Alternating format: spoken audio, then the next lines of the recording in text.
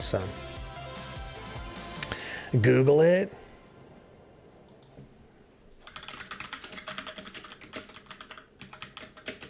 How many cards in Karlov Manor? 444 cards. Collection profile? Oh, I don't know what that is. This thing?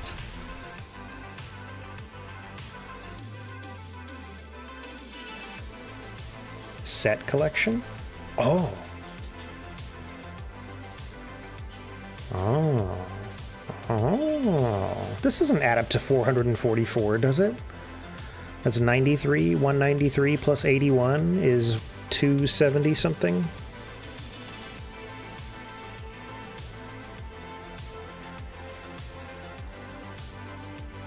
Right? Oh, well, why does Arena not get the full paper release? What's up with that? Seems like bullshit. Here, let's look at the cool stuff first. Are there any planeswalkers? None. 0 planeswalkers. Oh. Just kidding. There's one. There's one planeswalker in the whole set?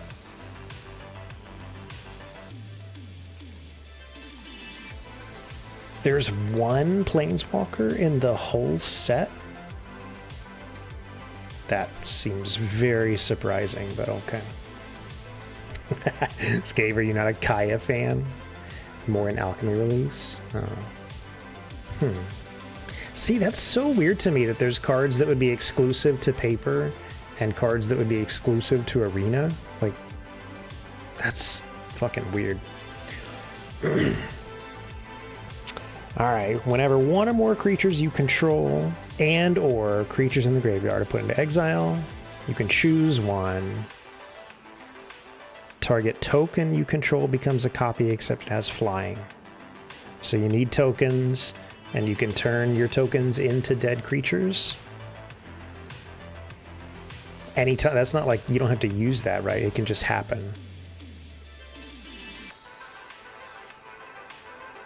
Yeah. And Surveil 2 exile. Create a spirit token with flying. Oh, to create tokens for the thing, sure. Exile creature you control. Oh, exile for both, I see. Weird. Cards being exclusive to digital, yeah. It's kind of weird. It's kind of funky. Are there any battles? No.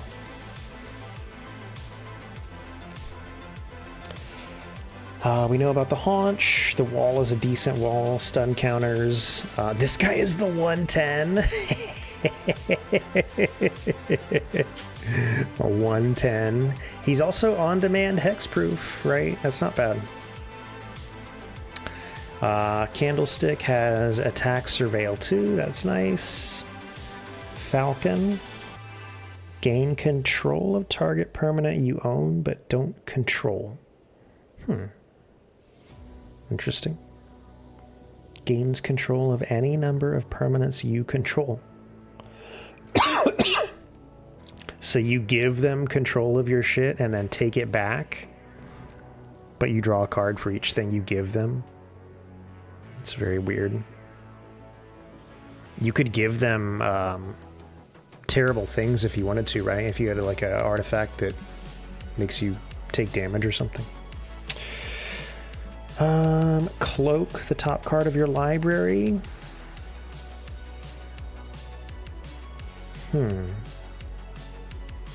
That seems weird, but okay. Lead pipe. Each opponent loses 1 life. Oh yeah, because these are all the clue weapons, right? Wrench, lead pipe, candlestick. Give them stuff and board wipe. Yeah. Yeah. Indestructible. 4 mana 1/1 indestructible.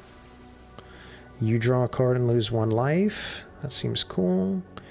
Whenever it's dealt damage, target opponent loses that much life. That is pretty cool.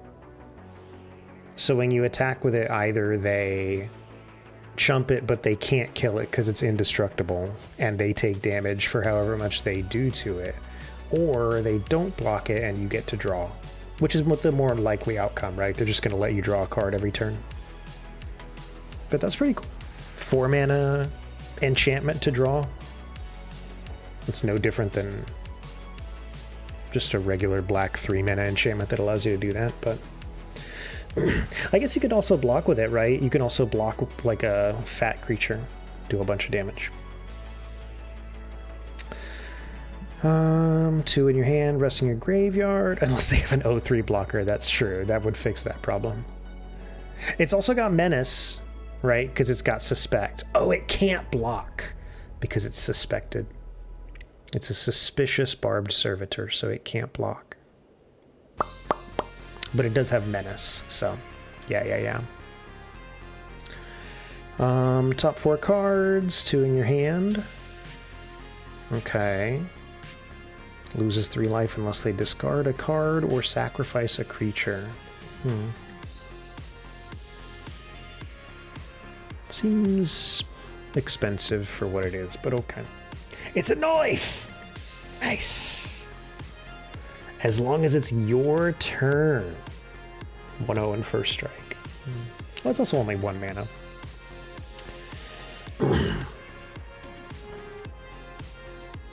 Oh, see, this is really cool because when you disguise it, it comes in as a 2/2 ward, and you can just pop it onto a creature for 3/0. That's nice. Sun Wukong, welcome in. How's it going? Not sure you like the suspected mechanic. I mean, it's...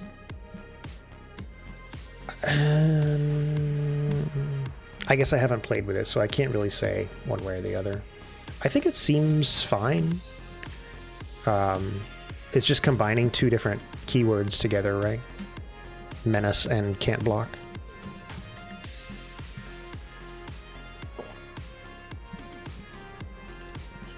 Menace is pretty powerful as an effect, right?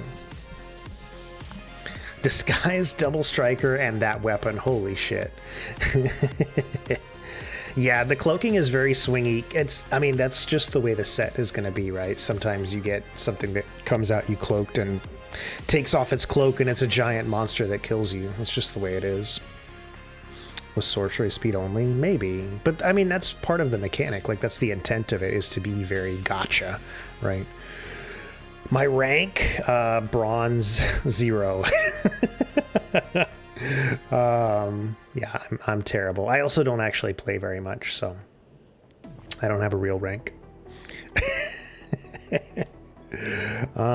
This guy is attacks each combat. Says he's also basically just a clue. Oh, because he's a red herring. Get it? He's a red herring, so he functions like a clue. I like to test my might? Probably not. Probably not, no. I don't think it would go well. Buzz Crusher. It's a giant insect thopter, 4/4 flying trample. For each player, destroy up to 1 non-basic land. Controller may search for a basic list. So you just swap non-basics for basics. But it's 1? Like, it just does that to 1 land. I mean, I guess it would allow you to, like, basically destroy a legendary land or something like that they have.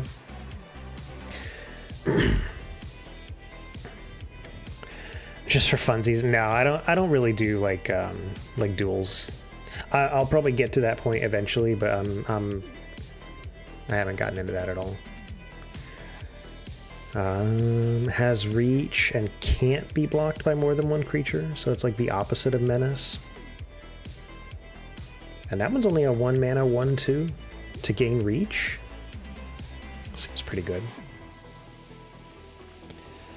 This guy we know is good, right? Turn face up, you can tap a creature or untap, but yeah. This is very cool with, you know, clue sacrificing. He's only a 2 mana, 1/1 flying, and flying is really good in this set. There's a lot of flying to deal with. And every time you do clue stuff, he gets a 1/1. Rope is neat, yeah. I mean, 1 mana reach on its own is like not bad, and the +1/2 is pretty solid. Oh, that's another thing, is because of all the 2/2 creatures in the set, having 3 toughness is a really big deal. So getting +1/2, you know, it's gonna make something have 3 toughness, right? So that's pretty cool also. Yeah. This is evidence 6. Oh, it's a crew thing. Oh, fuck crew, man. But you can either crew 2 or evidence 6. It's interesting. When it attacks, you can cast a spell from among cards exiled with it. So if you evidence 6 exile, then you can cast a spell and it goes back into the bottom of your library. That's interesting. It's also 3 mana for a 4/4. Assuming you have the evidence to, you know, make it worthwhile. Yeah. And I think there's a decent amount of stuff in this set that does like mill or, you know, puts shit into the graveyard or whatever it is, so that's not bad. Oh, it's also a mythic, so that makes sense that it's not bad. I should probably be looking at that, you're right. Investigate twice, create a colorless Thopter, only if you've done a clue, basically. Okay. Yeah, that's not bad. It's not like it does anything else, right? So. Thinking Cap is basically this, except without reach. Oh, and it can't be clue sacked, but it can go onto a detective for cheap. That's interesting. The boat did? Oh, I don't know. I don't know what that is. Is that the 5/5 boat thing that shoots for 3? Is that what you're talking about? That's the only boat I know of. I'm surprised how few artifacts there are in this set. I feel like it would be very artifact heavy.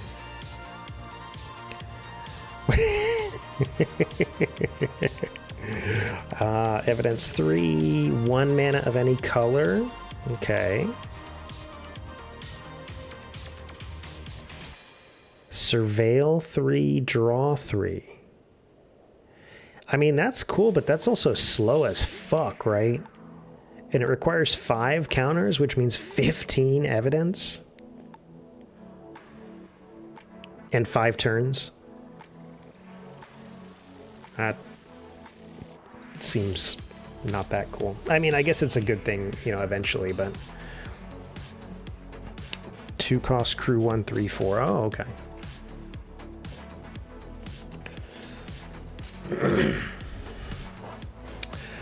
This is fixes any mana once per turn and exile target card from a graveyard. So I guess if you don't want your opponent to do graveyard shit, you could do that. Seems very not exciting. Although I guess for the color fixing, that's not bad at all, right? If you want to do some rainbow deck, this guy would help with that. Surveil 1, cool, not exciting. Streamlabs. Streamlabs. I will have some water, thank you.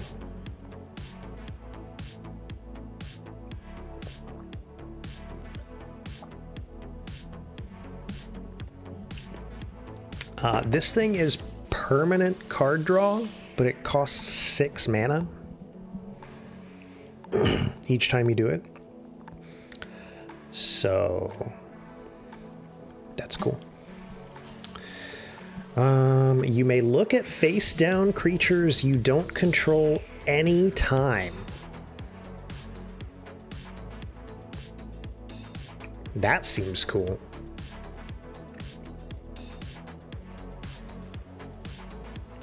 That seems cool. If you really don't want to deal with disguise bullshit, I guess you play that. Not a lot of ramp, really? I mean, I guess that's why the games always seem like they go very long, but it's like a 30-minute game where at the end of the game, your board is still just a bunch of 2-2s that have just been doing like just little pings back and forth for the whole game. Yeah. Snuffler? Yo, it's a magnetic anteater. That's sick. Return equipment from your graveyard. Attached to the Snuffler. Okay. When you sack an artifact, he gets a counter. Interesting. So that's also good with clues. That's the same mechanic as the, what's the fucking Gear Drake? Yeah. Both of those are good with clues, which is not surprising. That's what the set is for. And it also gets a free equipment from your graveyard, so you would want to run, you know, ropes or something.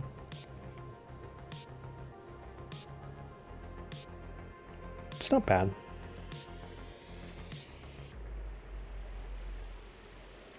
There's probably a decent amount of artifact removal in this set because there's so many clues.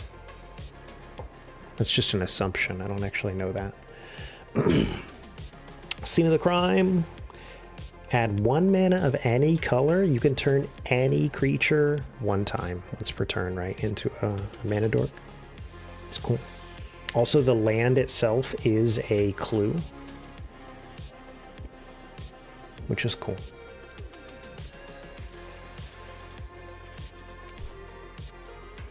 All right, these are going to be all the cases and shit. These are all weird. Oh, yeah, this one seemed like it wasn't very cool to me.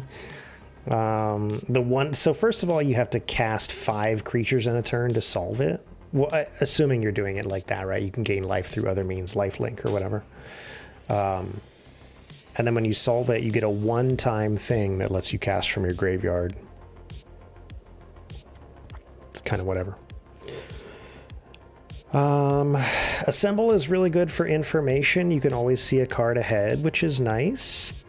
You can also cast a creature spell from the top of your library, which is good for white, and it's a white enchantment, right? So that makes sense. You basically get like a free extra draw if you have a creature with power 2 on top of your library. And you can always see what your next card is, so you know what you're going to draw. Cases are hard to remember, yeah. Well, and apparently there's a whole bunch of different ones. I didn't realize that. Z-List, welcome in. I saw your post, man. Ugh, I'm so sorry about that. Oh, poor chicken. Poor chicken, man. Hopefully it was a good chicken, I guess.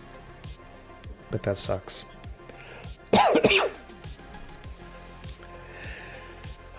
Choose target creature you don't control. Each creature you control deals 1 damage to it.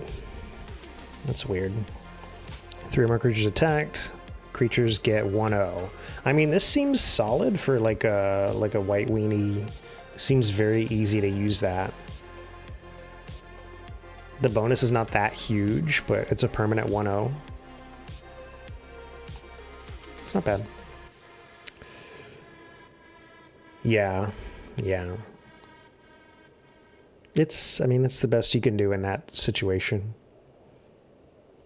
It does suck, though. There are few people I hold in high regard, and I count you and Bourbon among them. Magic Poggies. Luso, I appreciate the sub. Holy shit, that's amazing. Magic Poggies is right. Wait, my music ended. Fuck. Luckily, I've got another one lined up.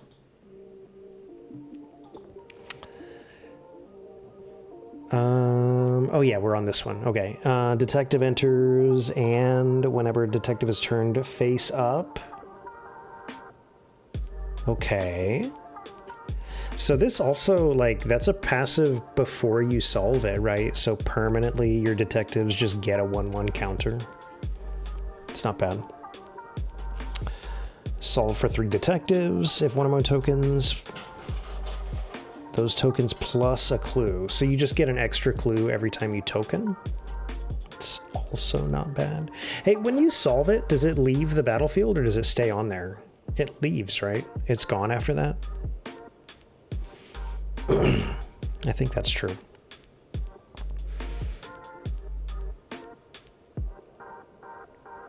It's weird because I would wonder, like, depending on how your deck is and how... Oh, it stays, really? Oh, well, that's a lot better than I thought then. Okay. Well, that's pretty good. Obviously, you have to have a bunch of detectives, right? But I think it's not hard to run a detective deck. Okay. Yeah, that's pretty cool. Oh, I see that, because like this one says sacrifice this case, because that's what I was like, that's what I had in mind. That's not bad then. That would be really good for a detective, you know, clue thing.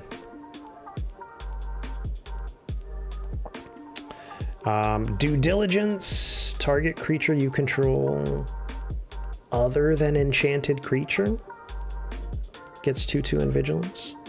Oh, this is not bad at all, right?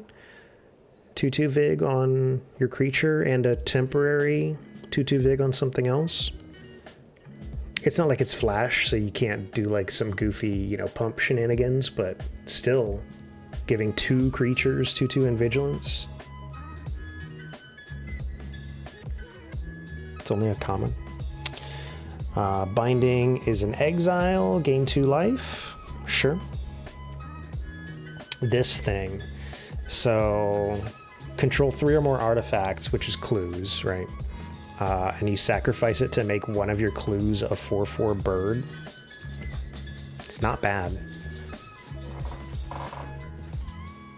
It's not insanely amazing, but a 4/4 bird is going to get away with a lot of stuff because there's so many like small flying creatures, and there's also a lot of small not flying creatures. A 4/4 bird is kind of a big deal. Yeah, and it's only 1 mana to cast it out. It's not going to do very much, you know, until you solve it, right? But it'll just sit there, and that's fine. It's not bad. Yeah, I would be happy to draft this in a blue deck where I don't have something cool just to set that down on turn 1. Might as well. Creature gets 1/1. Get a clue when it hits a player. That's not bad on some flyers and stuff, right? Clue generation is cool. Again, only 1 mana. Flash enchant. 2/2 if it's a detective. Otherwise has base power and toughness 1/1 and can't block detectives. You can put this on an enemy creature to make it a 1/1 that can't block detectives. Flash. Yeah. That's cool. That's very cool. Rooster looks mean, but he ain't. Are you sure? He's a friendly rooster. Feyflight, we saw a lot of this that Yoda was playing. Feyflight, super sick. Was it Yoda or Scave? I lose track. I don't know. Anyway, Feyflight, super sick. Hexproof, right? The lasting effect of it is not that big of a deal, but still flying is nice. But the on-demand, like, flash hexproof for 2 mana that's a big deal. This is 2 mana, draw a card, no max hand size. If you've drawn 1 or more card, if you've drawn more than 1 card, then you put counters on something for the extra cards that you drew.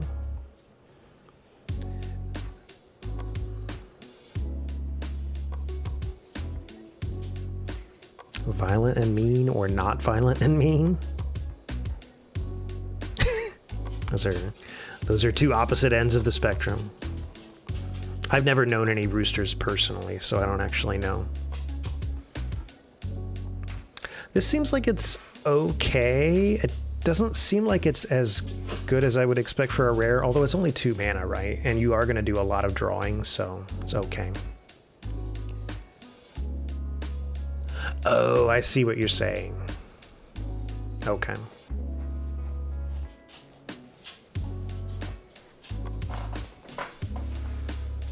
I mean, that's Like, it makes sense for them to be that way. They're the king of their situation, right? He bit you? What an asshole.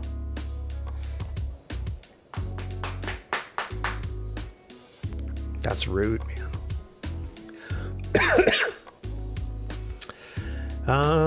Cast one less to cost. That's a good thing. Cast one less to cost. Cost one less to cast. Cast 4 or more in one turn is a lot. That's a hard one to solve. But when you do solve it, you draw for every instant or sorcery you cast. That's pretty cool. That seems pretty good. Hard to solve. But even the unsolved effect is very worthwhile, right? One less to cast, just blanket, is like pretty fucking good. You give him the business, does he listen to you? He doesn't seem like he would.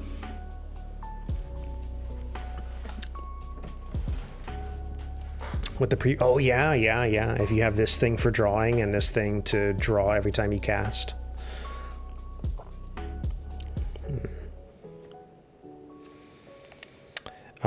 Oh, this is tap and doesn't untap. That's fine.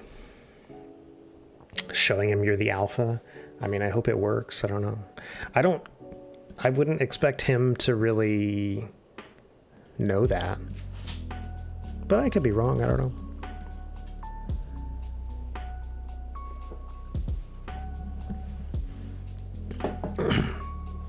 I don't know what Shelly is. Is that one of the color combinations?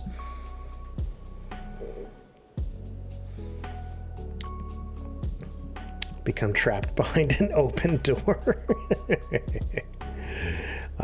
This is Enchantment Flash, tap X, put a stun. Tapped creatures you control have hexproof.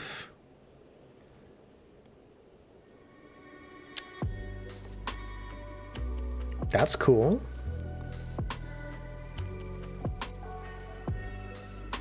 That's cool. Huh. That could be a really big deal. I guess there's a lot of small creatures, so. Oh, okay. Yeah. Yeah, that's true. The life gain thing, or the life, take an extra turn. Yeah, I mean tapping, like, because you do this on opponent's upkeep, you tap their creatures and it like taps them again next turn, basically, which is pretty big. And then in addition to that, it's got the lasting effect of the hexproof on your tapped creatures, which your stuff. Like, obviously there's times when it's not tapped, so it's not that big of a deal, but it means they can't, like, hit it with an instant or an ability when you're attacking, which is not bad.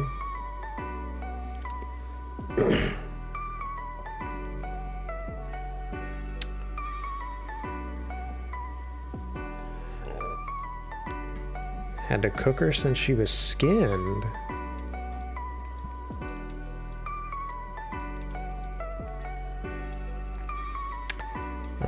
Destroy one target creatures that would dealt damage this turn. Okay. 3 or more creatures are put into graveyards. Oh, that seems really easy with all the, like, mill or discard type effects. 4/4 Gorgon with Death Touch and Lifelink. That seems pretty cool. I like that as a 1-mana black card. Yeah.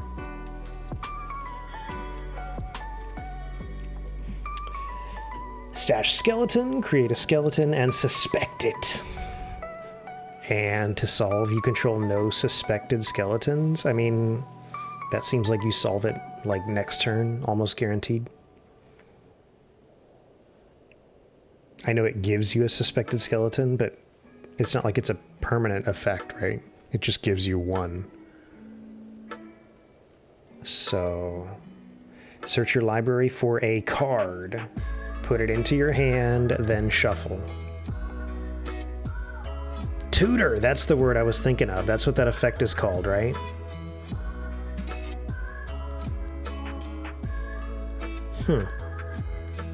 It's also, I mean, you can also just, like, not allow the opponent to kill their skeleton, and then they couldn't solve it. But realistically, you're going to kill the skeleton eventually. Because they can't block with it, so they have to attack with the skeleton, and you have to block or kill it or whatever. So if you don't do that and you just leave their skeleton up, they can't do anything with this.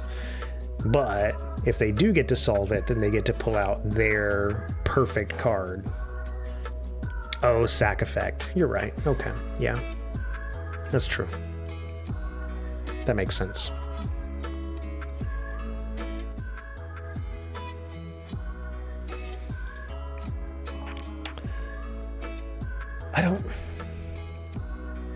I'm trying to think of if I would actually pick this. I probably would, right? Because I usually like to play, you know, 2 or 3 or 5 like Giga cards that do really cool stuff that I would want to get.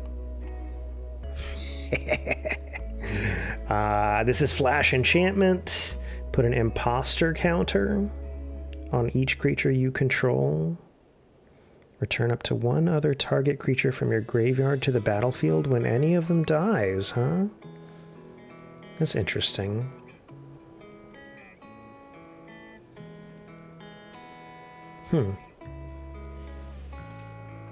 That could be cool. Yeah, it's also 4 mana.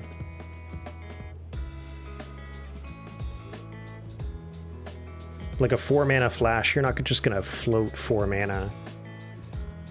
But, yeah. Fried potatoes for tonight? That sounds nice. Hey, Yodo's making chicken tonight.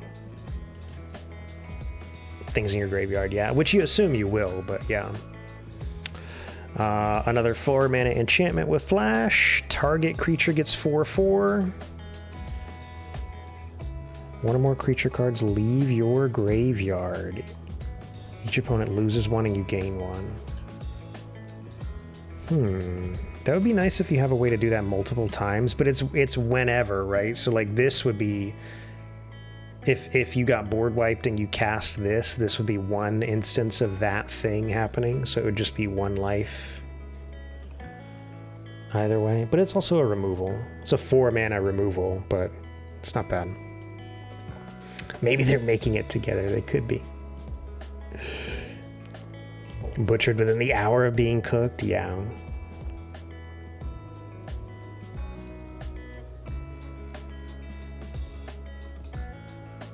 Evidence helps.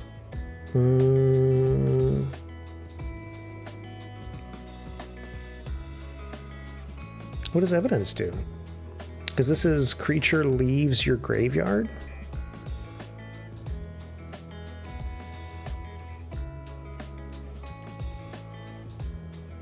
I don't know. All right, 1 mana red, enchant creature, suspect, and 1/1, and you can just get it back at any time. It seems okay. Not exciting, but it's only 1 red. That's fine. Suspect will help it get through because it's got menace, right? Creature you control attacks, exile the top card of your library face down. Discard your hand. Put all cards into their owner's hands.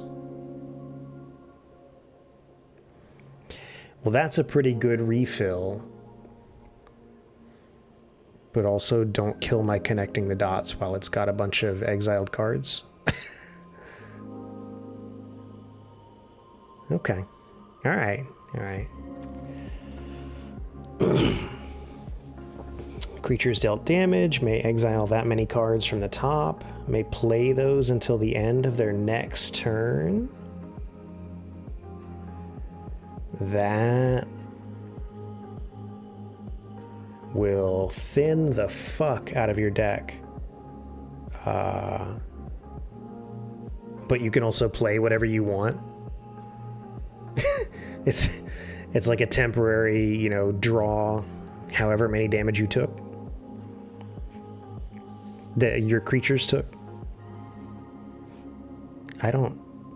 I mean, that's strong. I don't know if I would use that. But it's cool.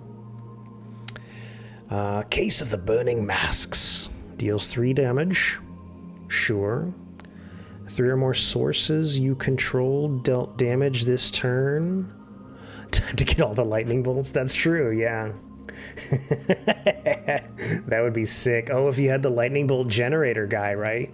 You have like 12 bolts in your deck and just play only bolts. 3 or more sources you control dealt damage. That should be very easy to do. Just attack with 3 creatures and you solve it, right? Exile the top 3 cards. Choose one of them. You may play it this turn. Well, that doesn't seem very good at all. I guess you can do that at any time. It doesn't have a cost to it. You just sack the case. It's like the tiniest version in the world of this effect, but it's only 1 card.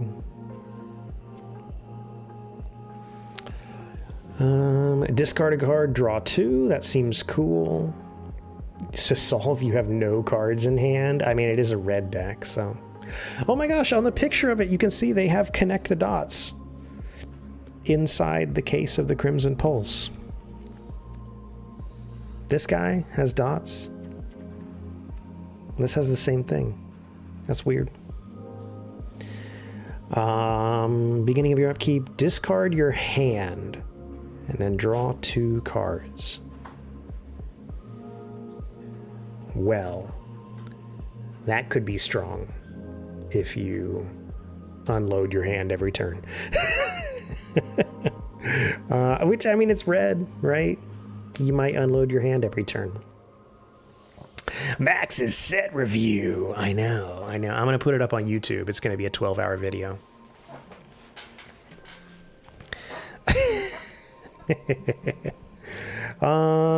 You know, I feel like this is the kind of card that I would take and wouldn't go very well for me, but, you know, seems cool.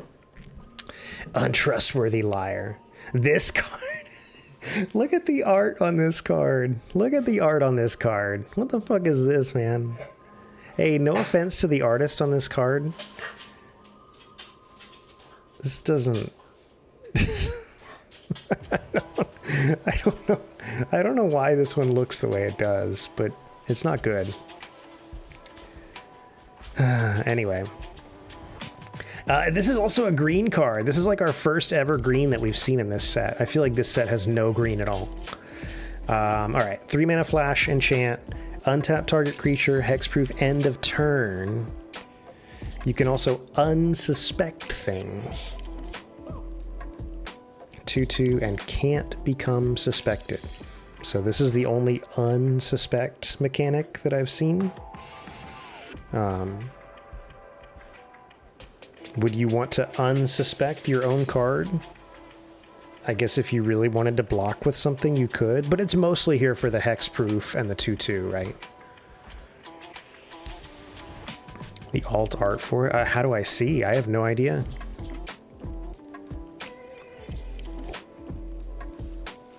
Unsuspect opponent's card. What is the situation that you would do that for? To remove menace? To remove the menace effect? If you only have 1 blocker? The black button on the card? Oh, this thing?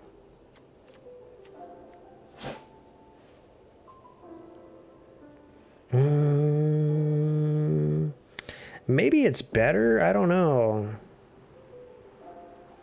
The guy looks very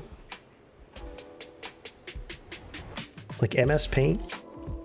The whole thing doesn't look good to me. I don't know. It is better like that. The motion helps it a little bit, but when you want to block it, yeah. It is a flash pump spell. And I think the biggest thing is the hexproof, but extreme! You get your sleep, man. Listen. I know we're doing card review. I know it's not the most exciting thing in the world. But I appreciate you. And I will see you later. Stands out in a good way? Maybe. It's not bad. Anyway, flash, pump, hexproof. I think the suspected thing is very niche and probably very ignorable, but... The Case of the Trampled Garden. 2/1/1 creatures. To solve, you have creatures with total power 8. It's not bad. You look MS Pain. Yeah, I've never heard that one before. Whenever you attack, put a 1/1. It gains trample. Okay. That's not bad. As a permanent effect, 1/1 every time you attack, gain trample. This would be very slow against a real ramp deck. But since there's not a lot of ramp in this set, you might have time for this to actually gain value and be worthwhile. Yeah, just one creature, 1/1 trample. So, yeah. It's not a huge effect. It's also not that hard to solve, right? Power total 8 or greater shouldn't be too terrible. Oh no. Yeah. You would have to use it properly. I think it's okay. I think it's all right. 3 mana, beginning of your upkeep, return target land from your graveyard to the battlefield tapped. So that's cool if you like discard lands or something. It's 3 mana.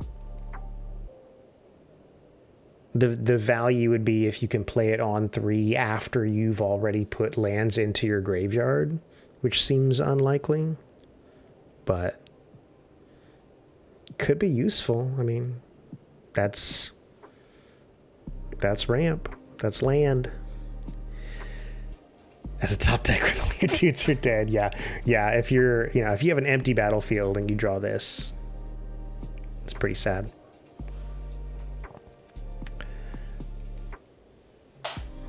Yeah, I think this one sounds a lot better than what it would actually end up doing. I don't know how much you would be putting lands in your graveyard, right? And if you get this on, turn 20, it's like, it doesn't matter, right? You're going from 9 mana to 10. Like, who the fuck cares? That doesn't seem worthy of Mythic to me, but that's fine. That's fine. Whatever. See, this immediately sounds way better. 4 mana instead of 3, sure, but you can play an additional land. Just play an extra land, right? Solve with 7 or more. Needed to exile lands in the graveyard. That stupid fucking Deathrite Shaman. Yeah, good luck with that.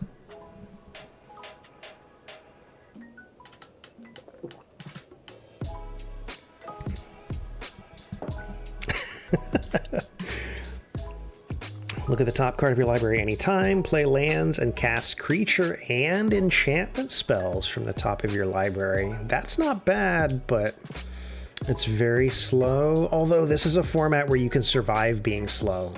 So essentially, if you survive until turn 7 or 6 or 5 or whatever, you just get an extra draw every turn, kind of, almost, kind of.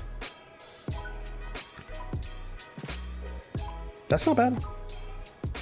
Honestly, you could get infinite draws, right? Because you see a land, you play it. You see a creature, you play it. You see an enchantment, you play it. Like, it's not only once per turn. It's at any time.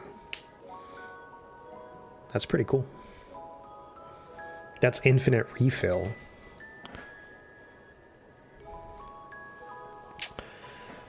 Um, 4 mana, 1 or more creature cards leave your graveyard, create a detective and investigate.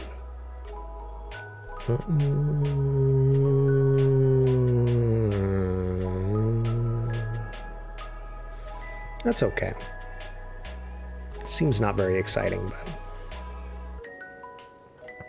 if it searched for a land when entering, yeah, I mean, that would be way stronger, yeah. As it is, you play this on turn 4, and do you still have 2 lands in your hand when you're entering turn 4? You kind of hope not, right?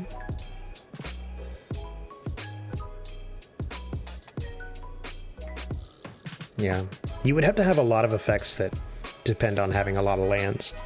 What is that planeswalker in the one we just played, Nissa, that does like, you know, turns lands into things and then gives creatures plus whatever based on your lands?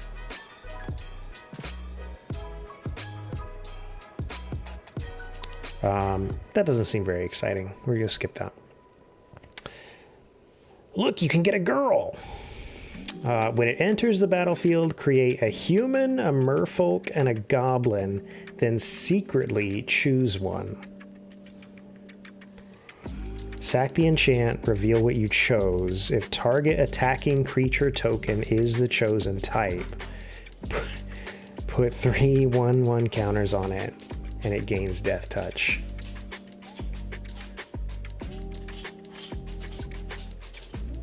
What the fuck? I'm never going to play this card.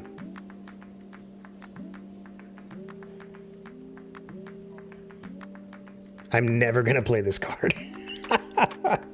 I can see that some very cool things would happen with this card. I can also see that it would be a 5 mana to create 3/1/1s.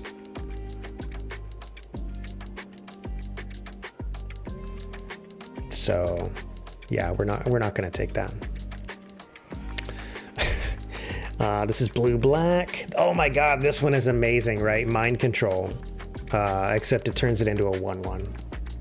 But still, just yoink a creature. It's not bad. Card is evil, yeah. It also, like, it doesn't remove the creature that you're stealing their abilities or their other shit like that, like their passives and things. It just changes the base power and toughness.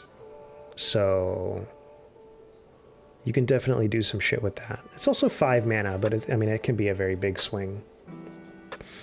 With counters, yeah. Oh, it's also uncommon. I figured that would be rare. Uncommon. Enters the battlefield, deal 3 damage to target creature. When 1 or more creatures die, mill a card and bloodstain counter. Sack with 5 counters, return target creature card from your graveyard to your hand. Huh. I mean, it lets you get a specific creature from your graveyard, which is good. Anything that can, like, search like that for a specific thing is cool.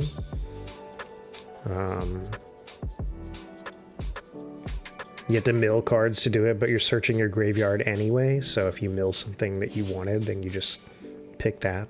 It seems okay. It seems weird, but I guess it's fine. Hi, what are you doing? We just had a break, friend. What's going on? Green, black. Creature tokens have Dork. Creature cards leave your graveyard. Leave your graveyard. Create a plant, then put a plant or counter on each plant.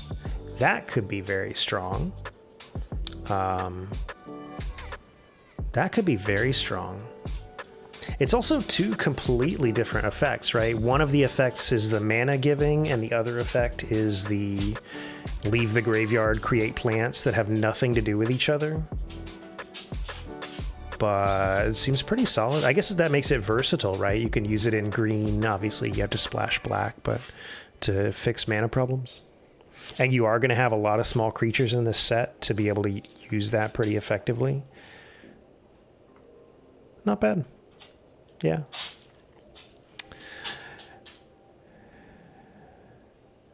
Can't haphazardly remove stuff from your graveyard. Oh, that's true. Yeah. Because there are a lot of effects like that that do graveyard removal. It also, like when you do evidence, right? Evidence causes creatures to leave your graveyard. So if you have, evidence, honestly, if you have evidence anything, because evidence doesn't have a max, right? You can have a card with evidence 1 and then you can pop 5 things out of your graveyard.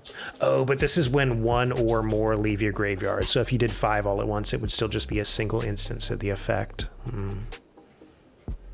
Well, anyway, anytime you do an evidence, that also does that effect. Only creatures, yeah, that's true. Yeah. It's not bad. I would take that.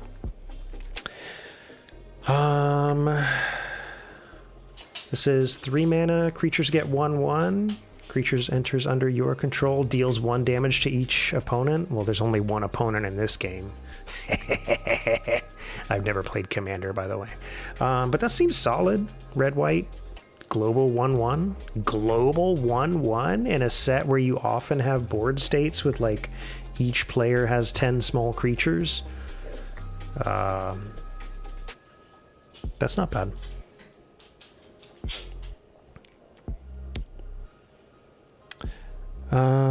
Buried in the Garden. Exile target non-land permanent. Controller adds... Oh, so it's a double effect. Pumps a land and also exiles a thing. 4 mana, but... What is wrong with you? What's going on?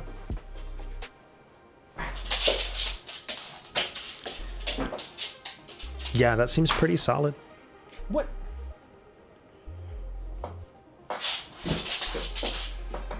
Rampant removal in 1 card, yeah. I mean, it's 4 mana, right? So it's relatively expensive, but it's a good effect.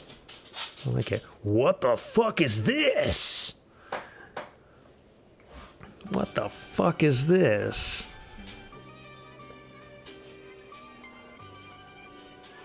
What the fuck is this? Come on, man. All right. If this is in your opening hand, you can just... It just starts the game on there, right? Each non-land permanent you control is all colors.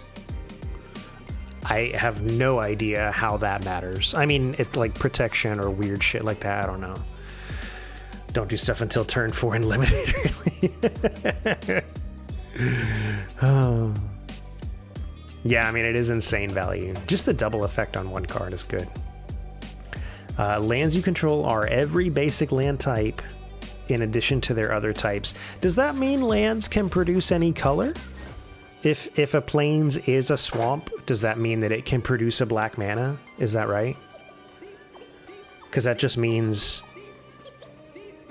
all of your lands can produce any color.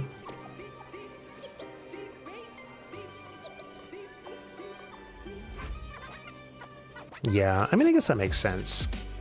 Yeah. I would be very curious about this. I don't think this would have a strong positive effect on my deck, but I would like to have it. I would like to use it just to see what happens. I like that. Oh, there's one more. Wait, there's one more. Fuck, I almost missed it. Okay. Case of the Shattered Pact. Search your library for a basic land, reveal, put it in your hand. Okay. That's not exciting at all, but okay. I mean, I guess you can... Well, okay, first of all, are there triomes in this set? And second of all, do they count as basic lands? I don't know. I don't know the answers to either of those questions. There are 5 colors among permanents you control. I mean, I know of an easy way to do that. No triomes, okay. Beginning of combat in your turn, target creature you control gains flying, double strike, and Vig.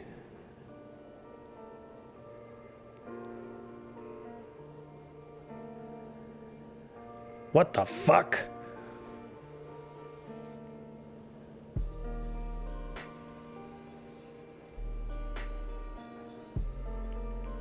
That's pretty cool. Hard to solve, but cool. Dual lands with both basic types, okay. Oh, here's a question. Okay, here's a question, right? This is 5 colors among permanents you control. Does something like this... Where the fuck did he go? Not that. This guy, right? This guy, you could play him for only blue or only white. You don't have to have both in your deck. But he counts as 2 colors. he counts as 2 colors for that effect, right?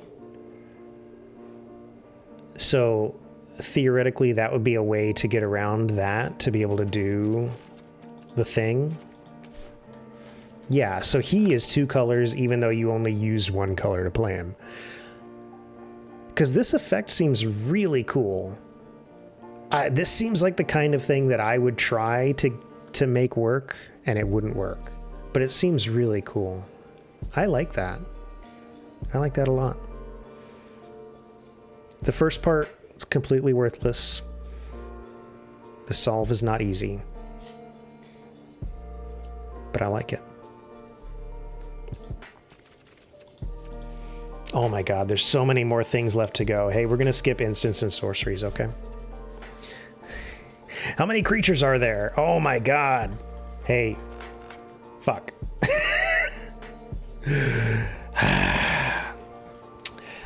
Form familiar eats one of your creatures for a 1/1. It doesn't actually eat it. It goes back to your hand. It seems fine. It's not exciting. This guy's very boring, but he's a 1 mana 1/2 for a clue. Sure. This is a flash flying, which is nice, and a really interesting ability. As one of the best cards in the set. Oh, fuck. We're going to get there. We're going to get there. Oh, yeah, I have seen slime, yeah. Flash flying is pretty cool for blocking, although he's only a 1/2, so it's kind of whatever. Artifacts and creatures entering the battlefield don't cause abilities to trigger. Seems like a big deal.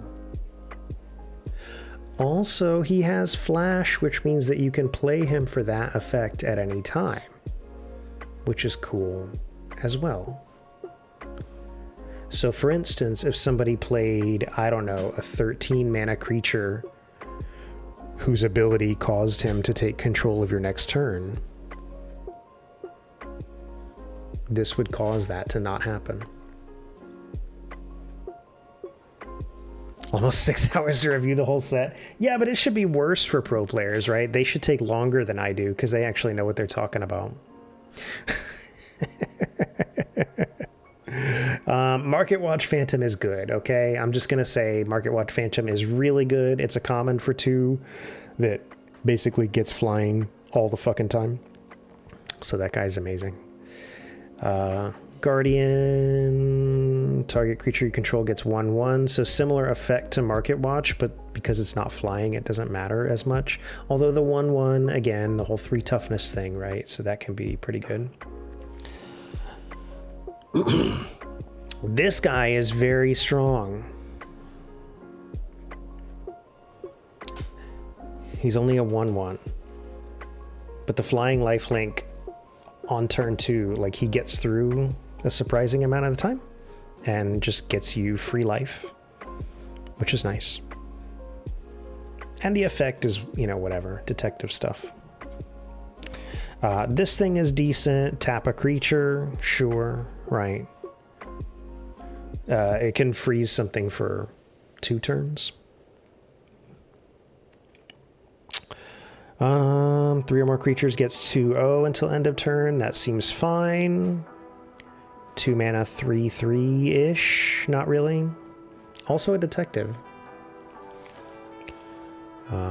This guy is a 2 mana 2/3 with a library on his card. Collect evidence, becomes a human detective. 4/4 and gains Vig. Holy fuck. Permanently. Oh, he like levels up. Huh. Okay. Other creatures you control have indestructible?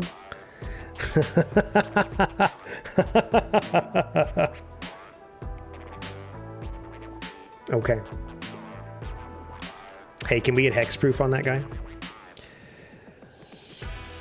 This is an elephant. Exile another non-land permanent. Otherwise, its controller replaces it with a detective.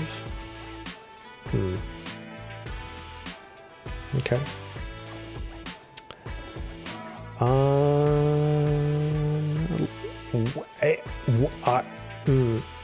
whenever it enters and whenever you solve a case, look at the top 6.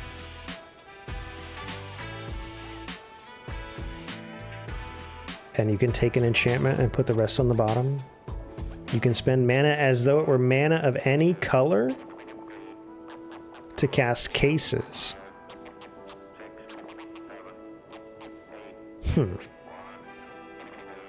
Okay.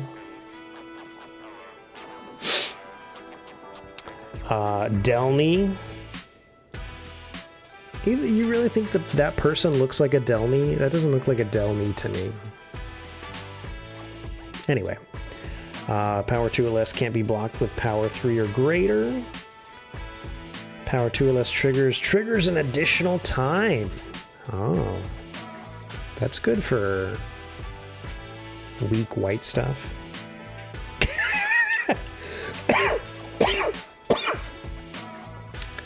I can't wait to get some white stuff.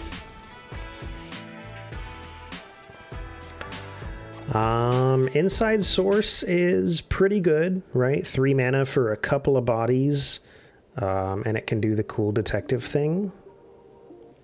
It's not bad. Wojak Investigator.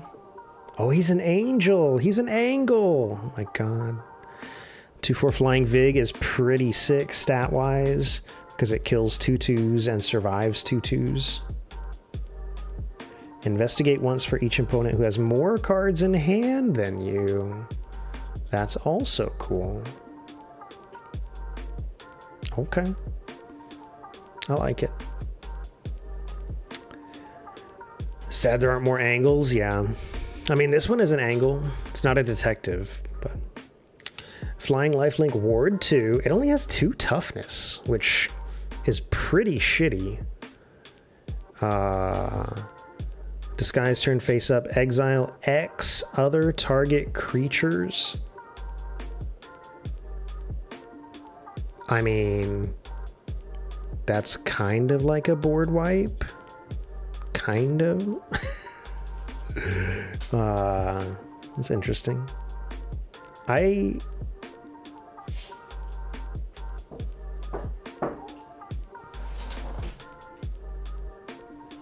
I'm trying to decide, like, if I would actually be excited to see this in a draft. I mean, I guess I would take it just because it's, like, super rare, right? But that's very... It's a weird effect. I don't know.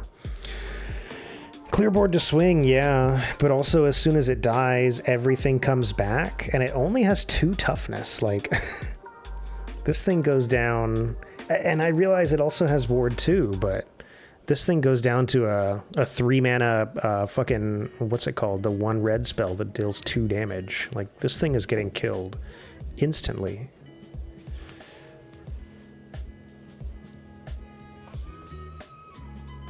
I guess to be fair, it also returns to their owner's hand and not back to the board, so you still have to replay it, so it's a huge tempo swing anyway. I guess that makes it a lot better. I thought they came straight back to the battlefield. Okay. I'm okay with that, then. I'll probably take it. Exile 2 cards from a graveyard. I mean, we've seen a lot of stuff that does graveyard effects already, so I feel like this is okay, but it's also 4 mana for a 3/2 that's going to die pretty quickly, but 3 damage flying can add up to a lot. Could get back your deck. Oh, that's true, because it's from any, including graveyard, right? Yeah. Yeah, that's true.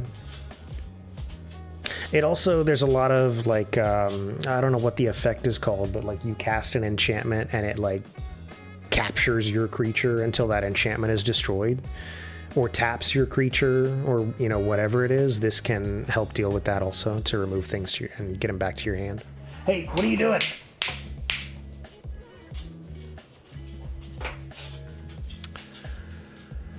Oh my gosh, it's a dog. Oh yeah, this dog. So this dog means during your turn, they can't undisguise. And it's got a 1/1 pump when you attack with 3 or more. This dog seems pretty good to me. I like that dog. I think the anti-disguise effect is the kind of thing that you're not normally going to see the benefit of because it prevents them from doing something, right? So you'll never know that they were prevented from doing whatever it is that their plan was, but it fucks up their plans. You're the cuck. Daisy, stop. Daisy, stop. I think that's a good dog. I think that's solid. 2 toughness sucks, but that's the only thing that like keeps it in line, right? It's very solid. Night Watch creates a detective when it dies. I mean, that's not exciting, but it's fine. I'd probably just play that as a 2/2. But it's okay. I guess if nothing else, you can play it as a 2/2 and then flip it to a 3/2 to get like a 1-point pump if you needed to, and also to get a token out of it. It's decent value. It's not amazing. I'm not really... Yeah, Disguise is cheap, yeah. I mean, it's the same cost as playing the card, but you get extra effects out of it, so... It's not bad. That'll be a weird thing during drafting, I guess, because it's not just about the cost of the card, right? It's like anything with Disguise on it is a 2-mana card. Draft stuff only, probably, yeah. You wouldn't play that in a real deck. All suspected creatures are no longer suspected. When it dies, gain life and suspect an opponent creature. Huh. It's also a 4/3 flying. So stats are solid. 4 damage a turn flying. And it removes suspect. That's a very niche thing, but...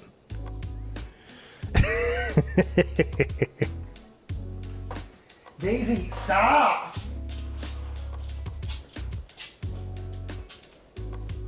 Stop, dude. Stop. You're causing problems. This guy, the 110. I don't think there's anything in this set that's going to take advantage of that, but, you know, there's reasons why you could want a 110 potentially. It's the more important thing is the hexproof, right? So you would almost always play this as a 2/2 for just an on-demand 3-mana hexproof. And untap. That could be useful also, but would I play it? I mean, there's nothing better. I guess I would. If it's the only white card that I'm being offered and I'm playing a white deck, then I guess I would pick it. I don't think I would ever go out of my way to get that thing. It's not bad. I mean, honestly, a 110 is not bad for, you know, just blocking all kinds of little shit, I guess, but...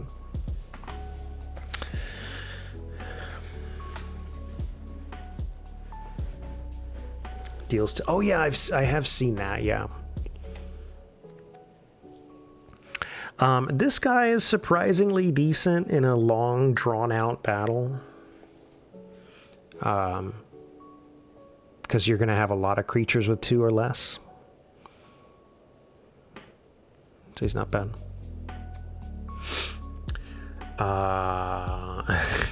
Okay.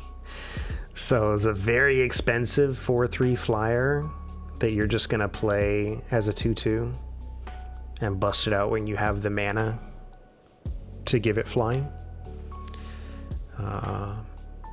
It's not exciting. This guy is very good for a swing turn of drawing cards, right? If you know that you're going to get through with a bunch of creatures, you can make a bunch of clues, which will let you do clue things or draw cards or whatever it is. It's not bad for what it is.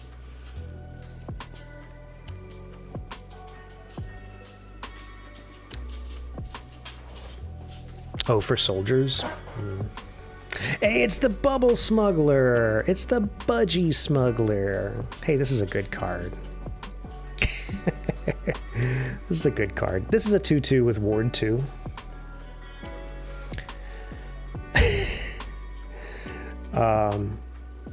but it's also playable for a whole bunch of mana later on, if you make it to later on, which you probably should. So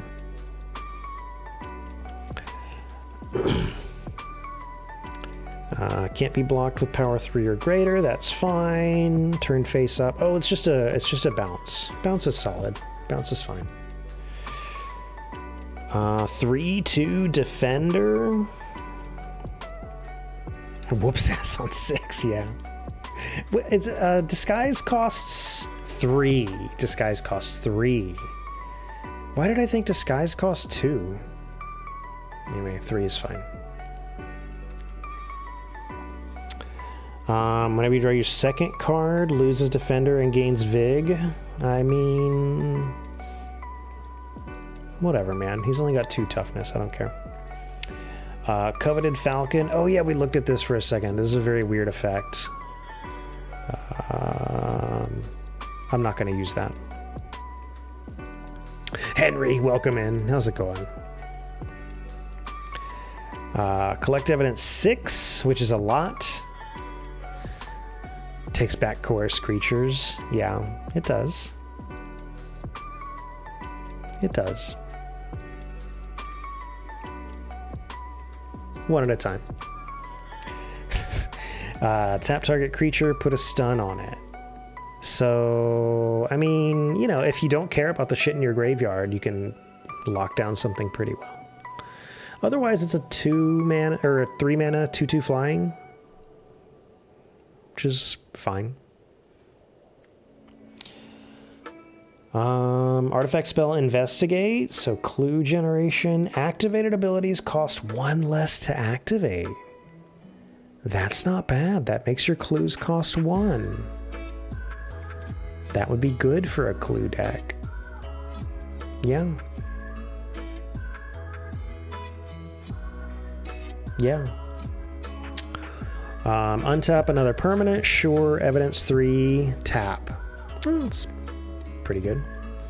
Reasonably versatile, usable for things. You could easily burn through your graveyard by tapping shit. But, you know, it's nice to have the option.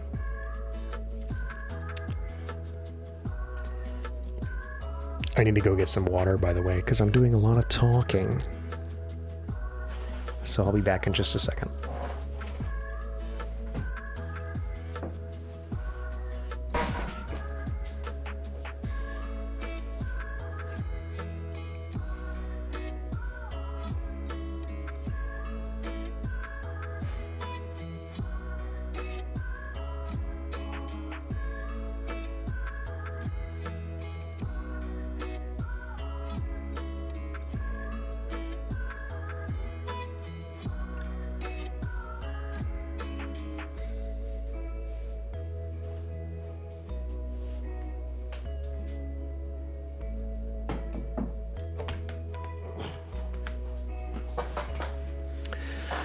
We're here. We're here. Can't be blocked as long as you've sacked an artifact. So if you do clue stuff, whenever he attacks, draw and discard. It's fine. The can't be blocked is kind of a big deal, right? 3 power can't be blocked. It's kind of a big deal. Streamlabs, I will have some water. Thank you.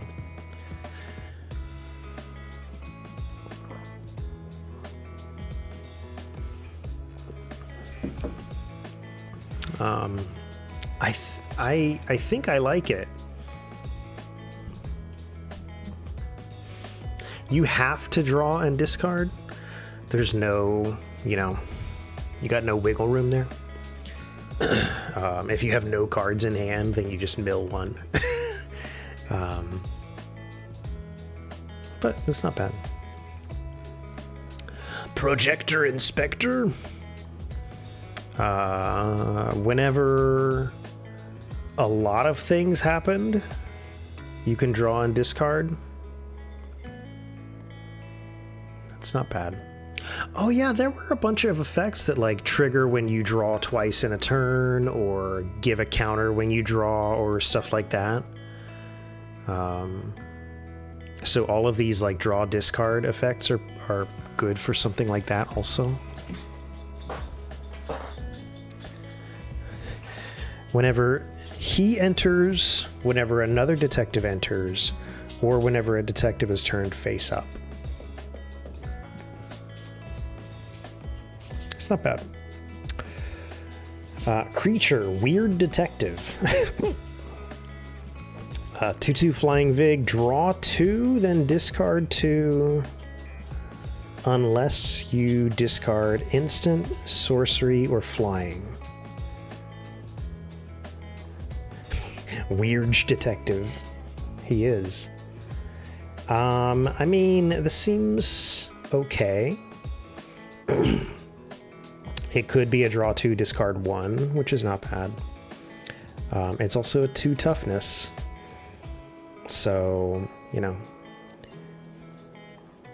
it's okay. Cold Case Cracker. Cold Case Cracker is solid, okay? Not amazing, not incredible, but solid as AF. 3/3 stats, fantastic, right? Flying, fantastic. Gets a clue when it dies. Solid. This guy, you may evidence 4, which could give you a Thopter.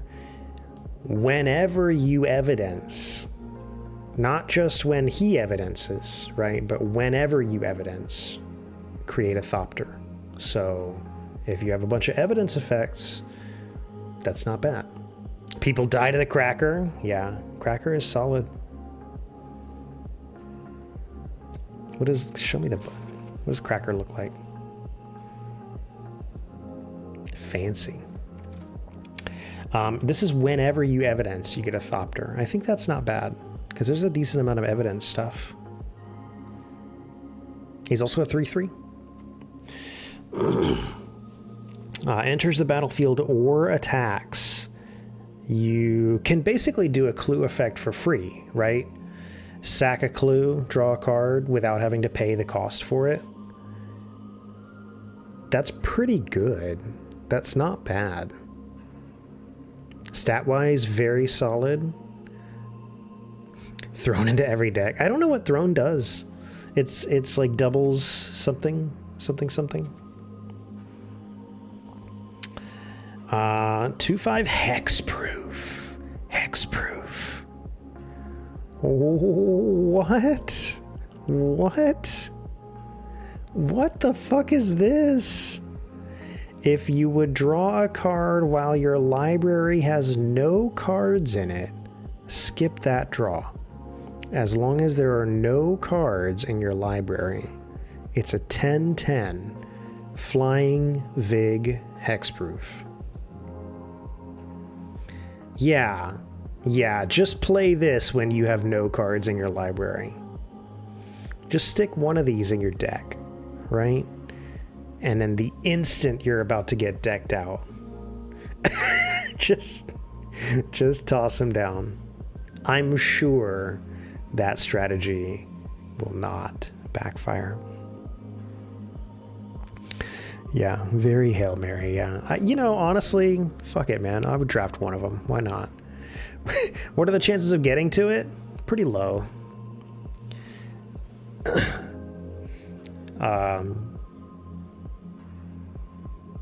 Pretty low. But it's also worth pointing out, it's a 5 mana hexproof 2/5, even if you ignore the text. That's not amazing, but it's not terrible. Yeah, it's got hex, yeah. 2 power means it kills all the 2 toughness stuff. I would draft it, man. Fuck it. It's like a get out of jail free card, right? You shouldn't get into jail in the first place, but if you do, it could help. This is a Sphinx detective. Sure. Search your graveyard, hand, and or library. Oh, this is the guy that equips himself with a magnifying glass and a thinking cap. This is a silly card. You should not have this in draft. And I think you shouldn't have it outside of draft either, but there he is.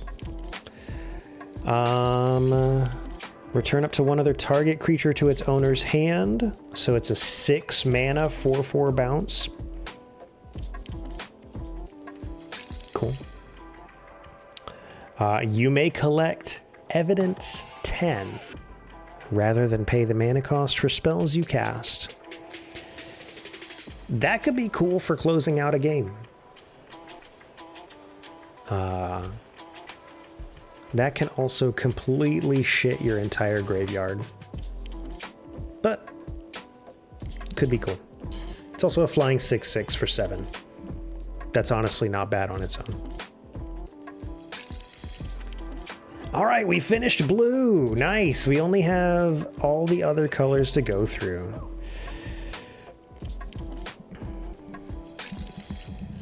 In a self-mill deck? Yeah.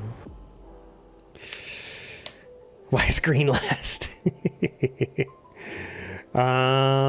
Festerleech, you mill 2 cards. It's got a 2/2 pump. Seems whatever, right? Seems fine, I guess. This guy is decent, right? 1 black mana menace means he's going to get through usually and just ping for 1. And also the surveil 1 is really nice because turn 1 you drop him, and then after that you can start surveilling, which lets you draw what you want to, more or less. It's not bad. I like the dog. Homicide detective. Just investigate once each turn. That's fine. Surprised that's a rare. Good for fixing, yeah. Yeah. Yeah, it sucks because I like green, but this is not a green set as far as I know. 1/3 flying is a little bit awkward. Create 2 tapped 1/1s with flying. I mean, you can get some good value out of it, I guess, but whatever. Otherwise, suspect it. Oh, this is permanent pump, right? This is a good mana sink. It's not anything exciting as a turn 2 play, but Ferox. Oh, we'll have to see what that is. Exiles a card from their hand. These effects are so fucking annoying. And it's a turn 2 play, right? I would take that. I would take that, honestly, on almost any turn. I would take that. Enters the battlefield tapped. Target opponent loses 3 and you gain 3. That's fine. It's a very expensive disguise, but it's also a 6 life swing, right? So it's not bad. Would I use it? No. Suspect up to one other target creature you control. And when a suspect attacks you, surveil. I like surveil. I like surveil. On a low mana card, I like surveil. This one's 3, right? So it's not necessarily low, but it's not bad. I would probably use it. Yeah, Scry is definitely better, but surveil is usually cheaper in terms of like the budget of what a card can get. What the fuck, 6/2? 6/2? Yeah, that's true. If your deck takes advantage of stuff going in the graveyard or being in the graveyard, yeah. Target opponent creates 2 1/1 dogs.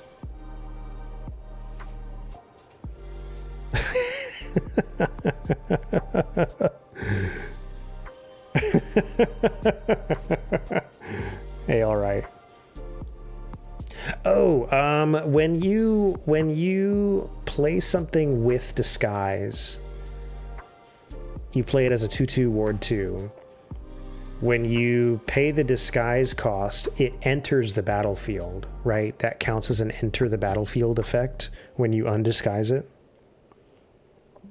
I'm assuming. Play it just for the token. I mean, your opponent gets the tokens. I don't want to kill dogs. It's also a 6/2 menace, which is like, that's going to kill something.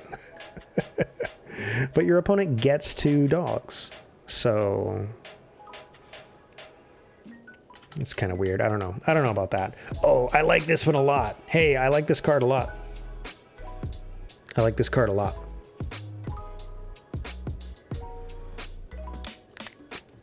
I feel like I already talked about this card.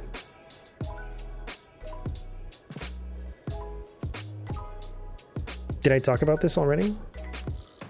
I'm assuming when you reveal the disguise, it counts as entering the battlefield, because otherwise this guy never enters the battlefield, right? You only ever play him for disguise, and then you disguise 2 to just get a 6/2 menace for free. Surely it creates the tokens, right? Untrained dogs. I mean, they are, but they're so adorable. Really? I mean, that would be a big deal if it doesn't count as entering the battlefield. There's a lot of enter the battlefield effects. I don't know. I don't know. I like this card a lot. When turns face up. Yeah, but that's distinctly different from enters the battlefield, but that doesn't necessarily mean that undisguising doesn't count as enter the battlefield, right? Enter the battlefield could be playing it or undisguising it, and then obviously when turns face up is only undisguising it. I could see it being that way, but I don't know. I don't know the answer.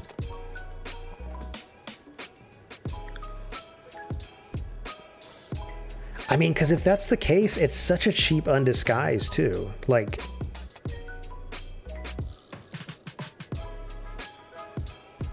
if they don't get the dogs when you disguise, I would disguise this every single time. That's insane.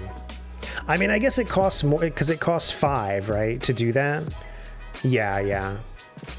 So it's 5 mana to not give them dogs, or 3 mana to give them dogs. Yeah. Yeah, I guess that makes sense. Anyway, I like this thing a lot.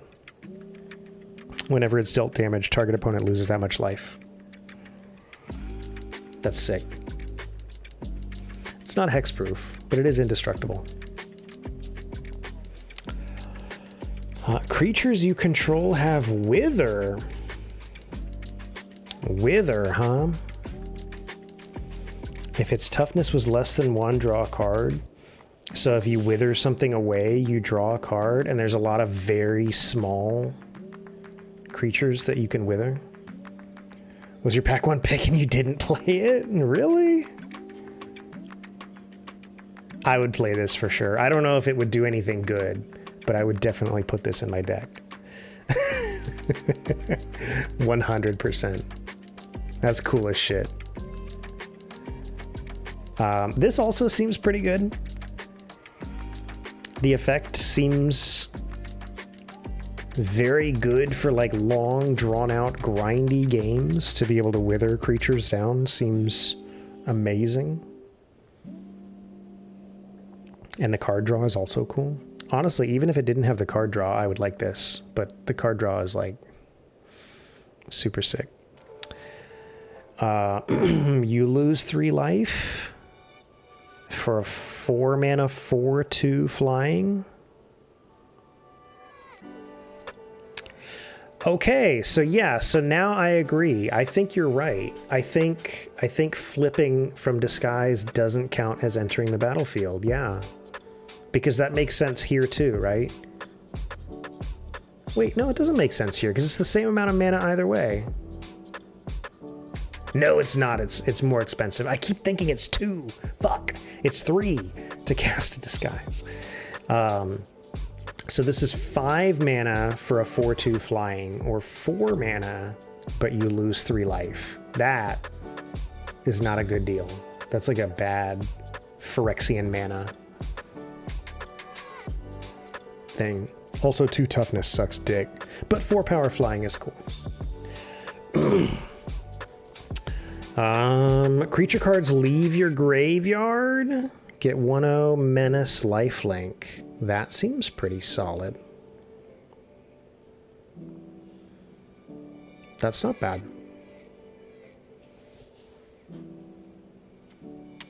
Fucking Dual Leech. Look at the picture of those things. They're so disgusting looking. Holy fuck. Target creature gets 1/0 and Death Touch.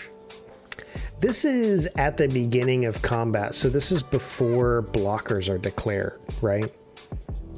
This is, I haven't even declared attackers yet, but I'm choosing this guy to get 1/0 and Death Touch, and opponent gets to choose how to deal with that. Yeah, it's not bad. The fact that it goes off every turn is really nice. It's only uncommon. Agency Coroner, 5 mana, 3/6, sack creature, draw a card. If he was suspected, draw 2.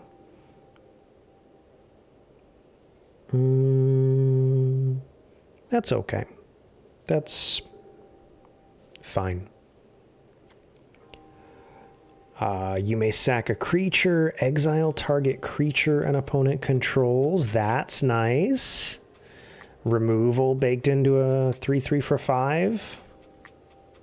I mean, you do have to sacrifice, but you can also sack an artifact, right? You can sack a clue to exile a creature.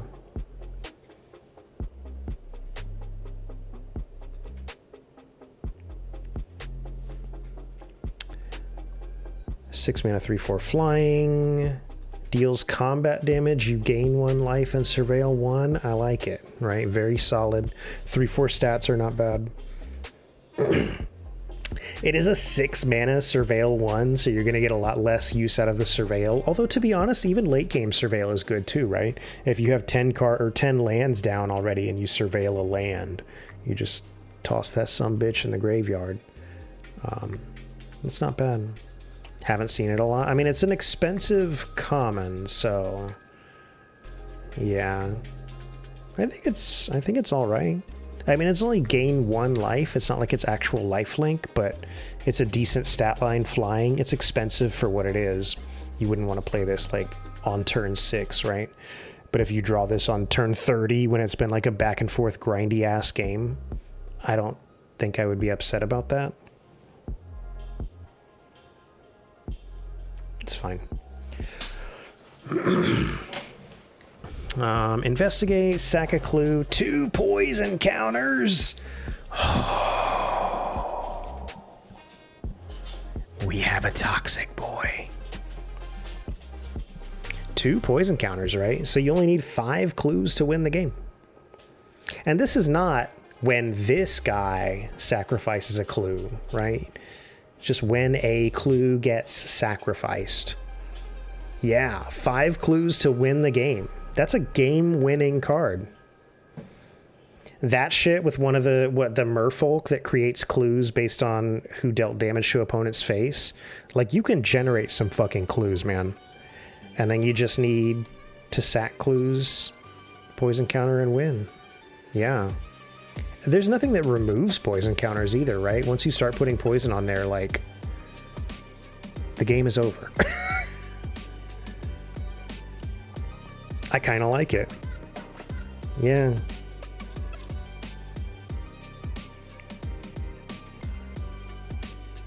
You just need, sorry, I had to look at the nope emote. It's a nice emote. You just need, to make clues. That's pretty much it. To not get more counters. It is beefy, yeah. 5/6 for 6. I like it. I like it. All right, this guy, flying ward sack. It's not bad. Whenever a creature dies, opponent loses 2 and you gain 2. That is a big fucking deal. If you're talking about a back and forth game with a bunch of little to mid-sized creatures, that effect is massive. Wow. Wow. That's a pretty cool card.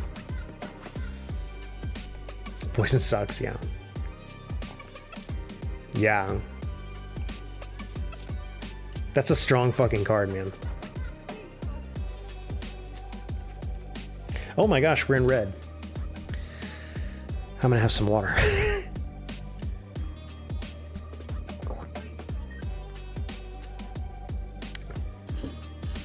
All right, we've got a goat.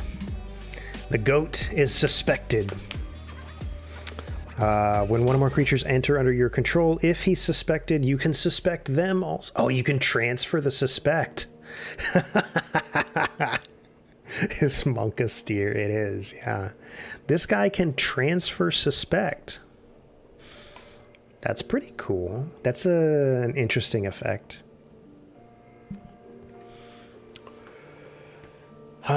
Face down spells cost 1 less to cast. That's not bad. That means on turn 2 you can play a disguise, right? Yeah. I bet you can do some nasty shit with that. Turn 2 disguise, turn 3 flip for 3 mana on some card that shouldn't be there at that point in the game. Turn 4 double disguise. Yeah. That's pretty sick. And I mean, he's a 1 mana 1/2. That's not bad at all. I like it. Codebreaker. We saw a bunch of Codebreaker. So this is... The disguise cost is reduced for instants and sorceries in your graveyard, which you're probably going to have a decent amount of in red. Discard your hand, then draw 3 cards. So you're usually going to play this disguised, right?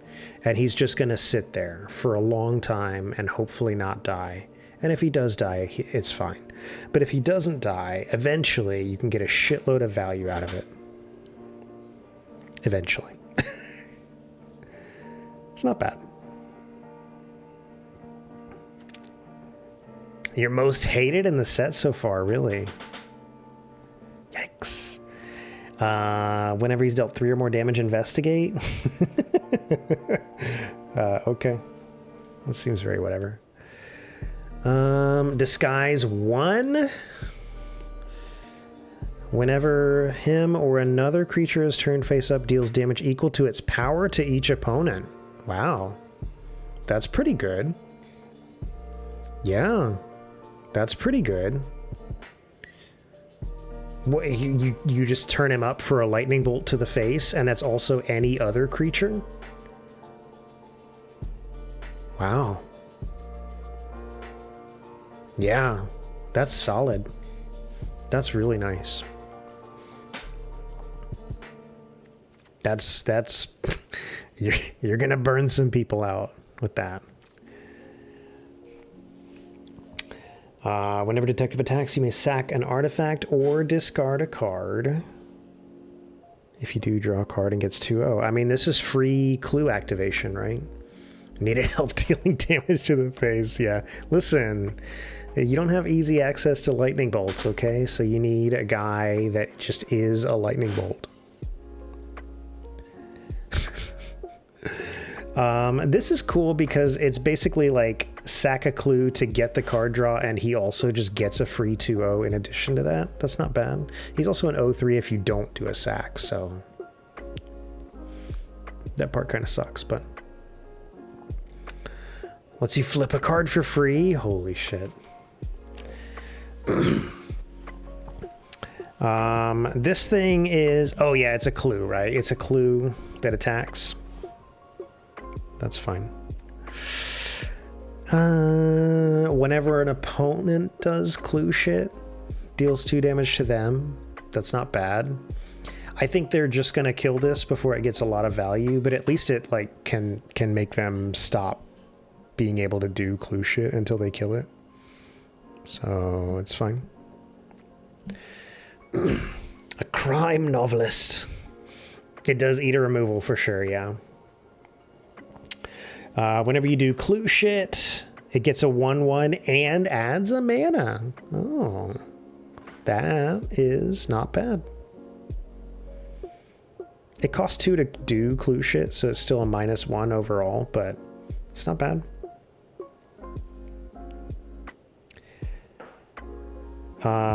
Oh, this guy. So he's reach, right? Which is good in this set.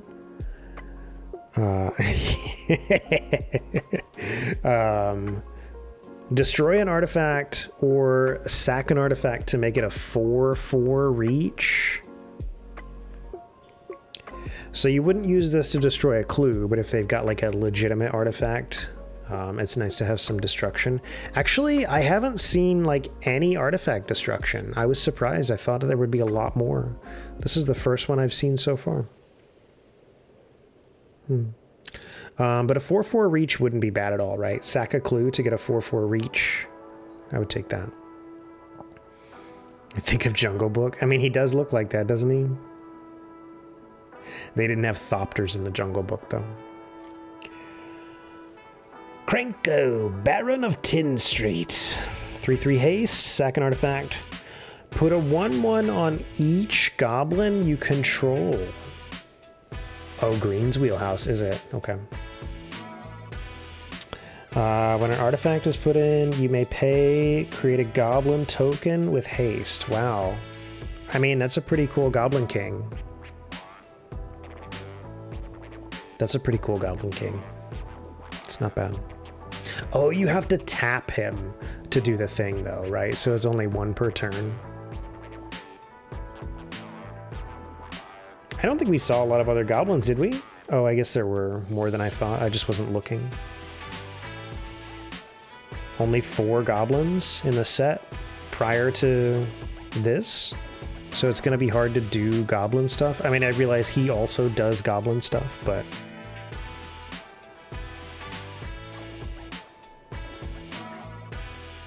it's not bad. Phoenix. Phoenix is cool, right? Get your Phoenix back. 3/3 flying is insanely good. 3/3 flying for 3 is very fucking solid. And the fact that it just comes back is amazing.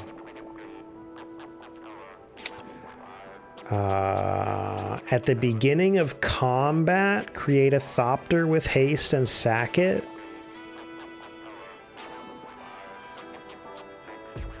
That seems fine. Not strong. Probably not strong. Although, I mean, I guess the value of it is pretty good. Yeah, 3/3 flyer for 3 is that should probably cost 4. Right? That should probably cost 4.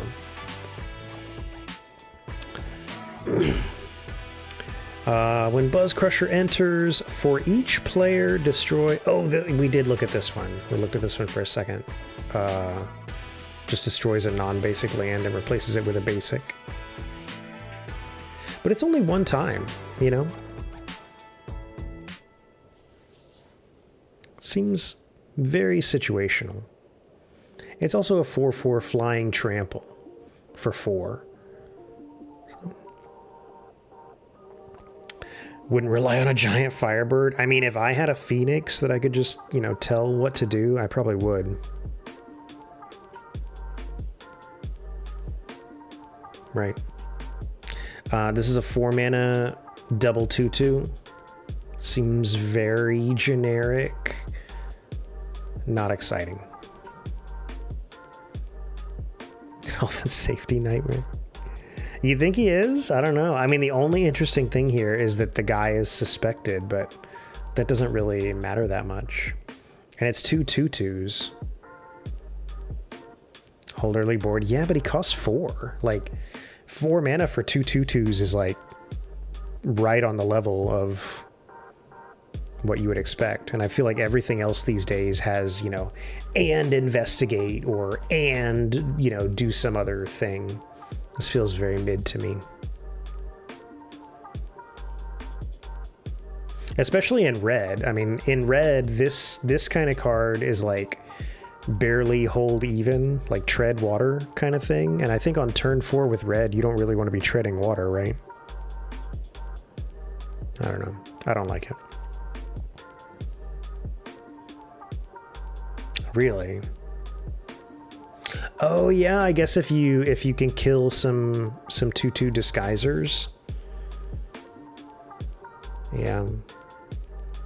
Not a card if the text can fit in this space. That's true. If the text is not shrinking, there's not enough text. That's true. A very boring card. When he enters the battlefield, you can sack an artifact, deal 3 to any target. I mean, that basically turns your clues into lightning bolts. It's only one time when he enters, but, you know, it's not bad. It feels Bernie, right? We're scroll bar. Oh yeah, isn't that a thing? Isn't that a, would it be here? No. Here? Isn't there this thing?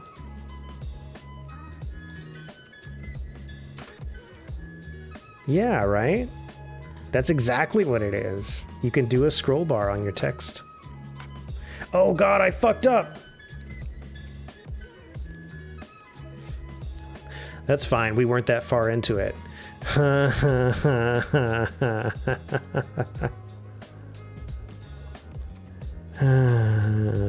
Anyway, I'm gonna have some water.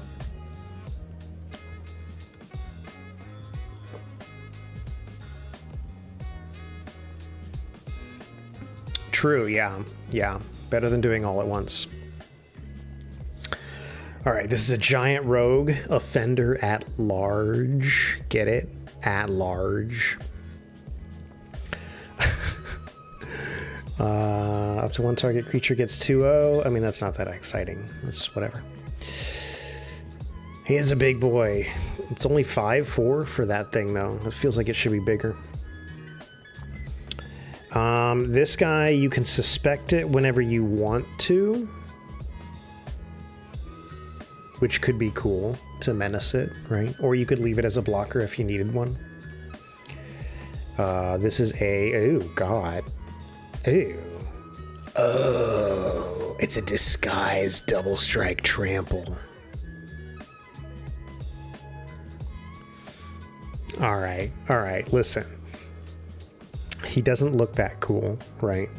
He's a 6 mana, 3/2. But yeah, but the sneaky double strike and trample is there's some shenanigans that can happen here. Don't ever trust a 2/2, right? Don't ever trust a 2/2.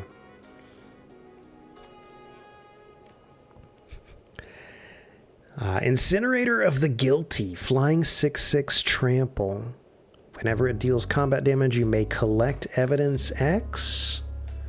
Deals X damage to each creature and planeswalker that player controls. That is fucking nuts. It does require him to do damage to face, but he's also a flying trample. Right? Yeah, just delete your graveyard and deal X damage to all creatures your opponent controls. This card, if this card gets through, you win, right? This reminds me a lot of the 4-black Phyrexian that causes opponents to have to sacrifice based on the damage that it takes. It's the same kind of thing, except this is when it deals damage to the face. And it doesn't even need to deal 6, right? It just has to get unblocked for any amount of damage. Obliterator, yeah.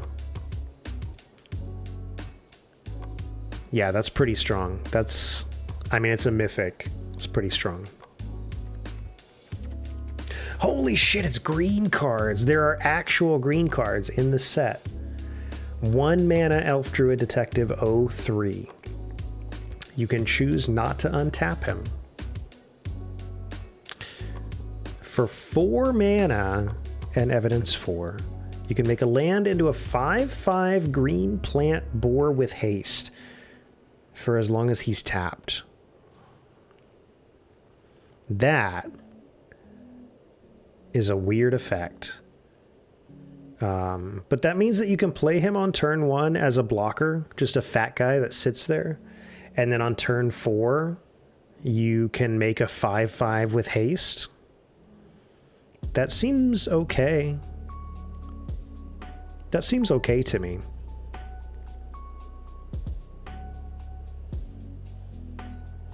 You risk losing your land, right? I don't dislike that. I might take that if I saw it. Rubble Belt Maverick. When he enters the battlefield, surveil 2. Cool.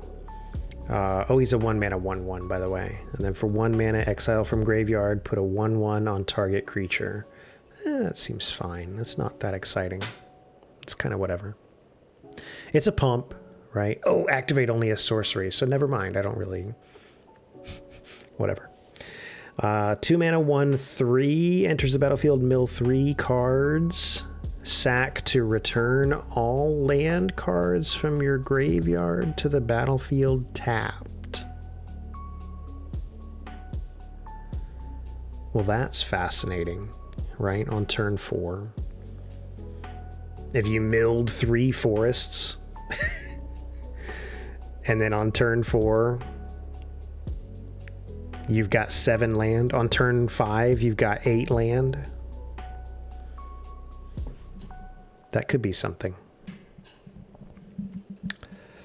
Well, that's a weird looking creature, but okay. 2 mana 0/0. He dies instantly. He's a terrible card. No, he gets +1/1 for each forest. So not that great in a like a multicolored deck, right? But he can disguise when turn faced up, 2 forest cards and reveal them, put 1 onto the battlefield and the other into your hand. Okay, that's not bad. This is also if you don't have any forests, right? If you don't have any forests yet, you can play him for 3, and then, oh no, you need a forest to do the disguise. It is a pretty expensive disguise, yeah. But he also, if you play him undisguised, he's a 2 mana, possibly 2/2, but probably 1/1. So you're probably almost always going to disguise this guy and then flip him later on once you have a bunch of forest out there. Yeah, he definitely wants you to play mono for sure. Yeah, not a huge fan. I don't think I would take that, but it seems situational. Yeah, so you would play him for 3 early and then flip him once you have the forest to support it, but it's kind of whatever. Gardener, disguise 1, which is a big deal. Basically untype, reveal it, put it into your hand and shuffle. So it just finds a land. It's fine.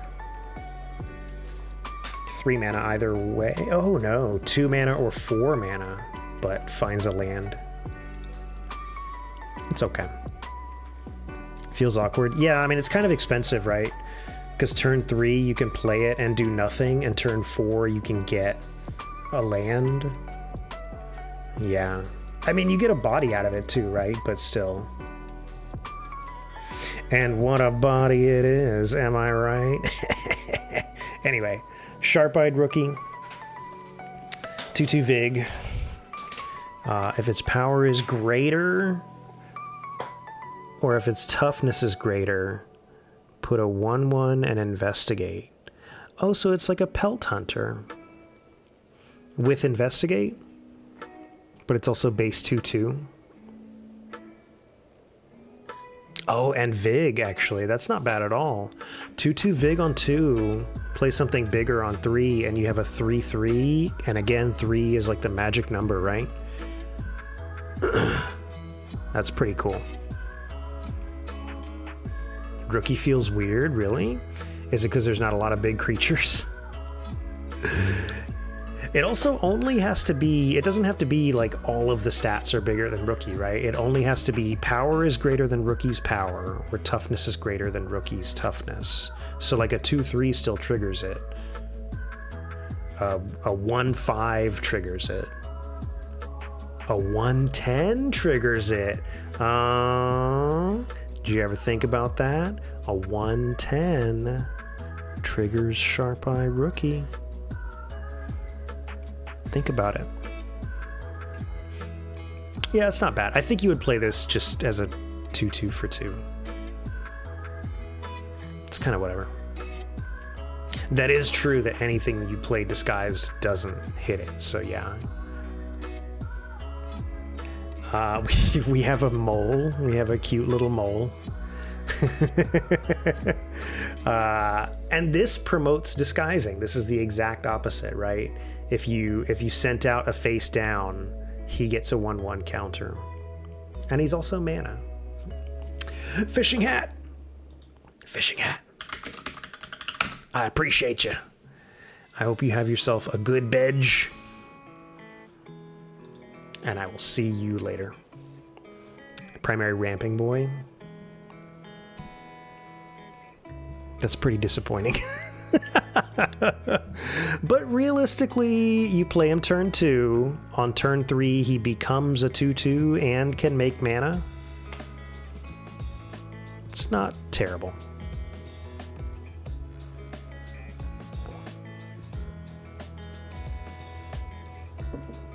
It's not terrible. I would like it a lot more if it triggered on you or opponent, but that would probably be insanely overpowered. Attracts a lot of removal, I bet, yeah. Because realistically, he's going to grow a lot, right? You're going to play a lot of disguised shit. Tunnel Hipster. Does he have a beard? Does he have a top knot? I can't tell.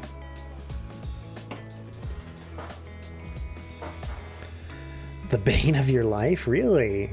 I'm surprised. Just because of how green seems to be not that cool. But anyway, this guy is an inspector.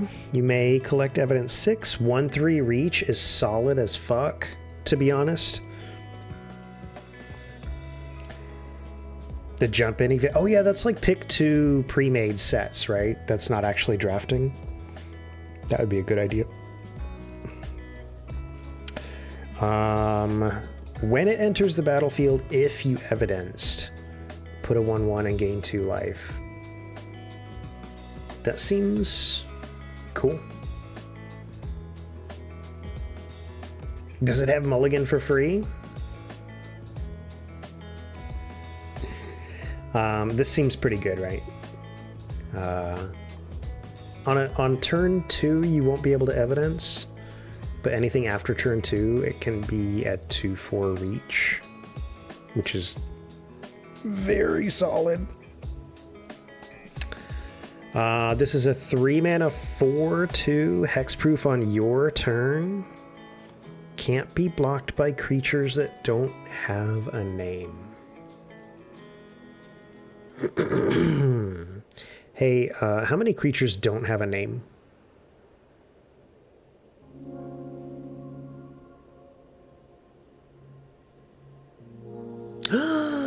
Face down cards don't have a name. Oh, I didn't know that.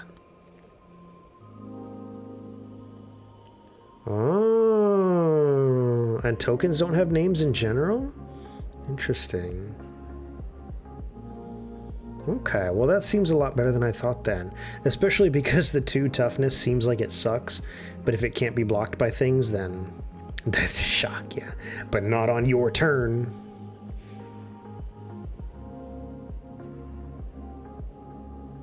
It's not bad. Okay. All right. I didn't realize that's what that was. I'm okay with that then. Making the hat work for himself. He's a good guy. Yeah, shock is amazing here. Just in general for the whole set. Whenever he attacks, you may evidence 3 to put a token. That's very solid, right? Clear out your graveyard for 1/1 tokens. I'm okay with that. And he starts with 3 toughness. That's also nice. Yeah, I mean, how many times did we see somebody ward or a shock a warded target because killing it even for 3 mana is worth it? Like,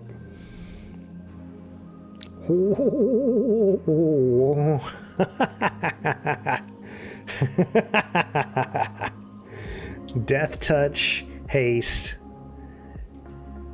And the ward for evidence thing is not that big of a deal, but it could be a problem, right?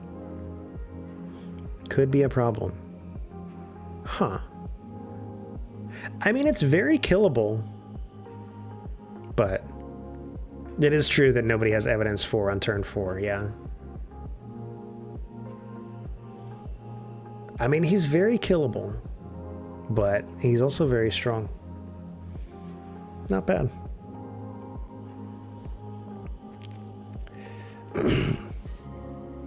And you never cast it? Oh, man. That's disappointing. This is a Centaur. 4 mana, 4/4. Disguise 7. 7. 7. When it's turned face up, 1/1 on each creature you control and gain trample. It's like a mini hoof. Yeah. For 7 mana.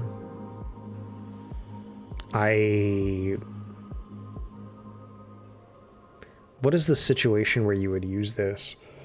Because you would only want it in like late game when you have a shit ton of mana. 4/4/4, yeah.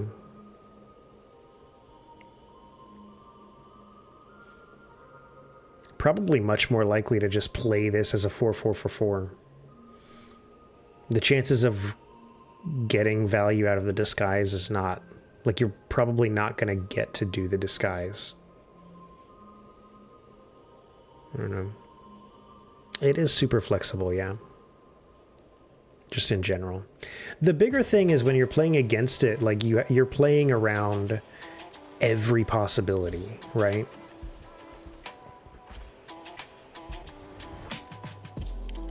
Yeah. It's very like, aha, got you.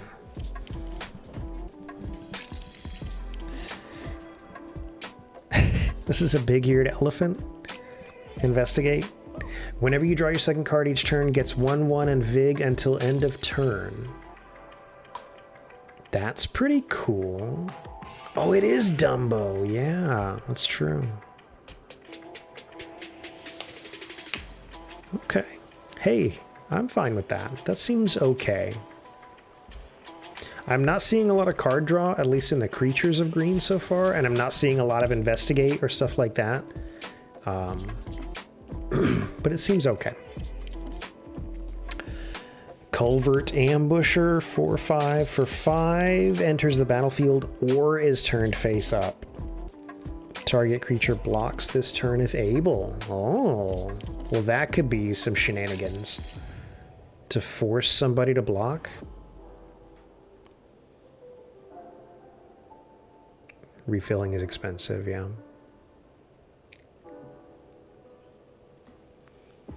That's very situational, but it could be good. Vengeful Creeper, 5 mana, 5/5. When it's turned face up, destroy artifact or enchantment. There you go. There's your artifact enchantment removal. Pretty expensive, right? Very expensive, but a big plant cat, 6 mana, 6/5 trample. That's fine. Avoid Beanstalk problem. Oh, Beanstalk is the draw when you play a big creature, right? Beanstalk was sick in my green deck. I like Beanstalk a lot. Oh, for the land cycling. I see what you're saying. Yeah, I really disrespect that. I really don't look at that at all. But yeah. Yeah, that could fix a lot of problems. Yeah. And it's not even... Oh, no, it is basic land cycling, yeah. Anyway, seems cool. Yeah. This is a 3/3 reach for 7. Distribute 3 1/1 counters. And then you gain life equal to the greatest toughness. Well, that's pretty good. That's better than I thought.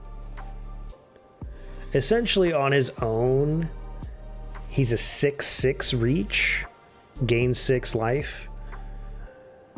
But he also has the flexibility to do some other weird shit, right? You can bump a bunch of things up above 2 toughness if you wanted to.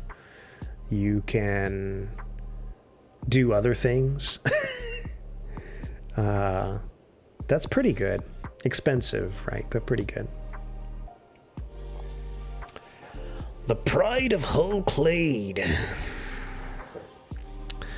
Oh yeah, I should announce that. We're planning on doing Terraria Saturday. I think we've agreed on Saturday. We're all very bad at communication, so we didn't really say that outright. But I think so, yeah. Yoda, would you agree that that's been your interpretation so far? Okay. This guy is an 11 mana 2/15. Costs X less to cast, where X is the total toughness of creatures you control. Again, value for a 1/10, right? Think about that. Defender, so he's a wall. And for 4 mana, including 2 blue, which is kind of weird, target creature you control gets 1/0, gains. When you hit a player, draw cards equal to its toughness. What the actual fuck?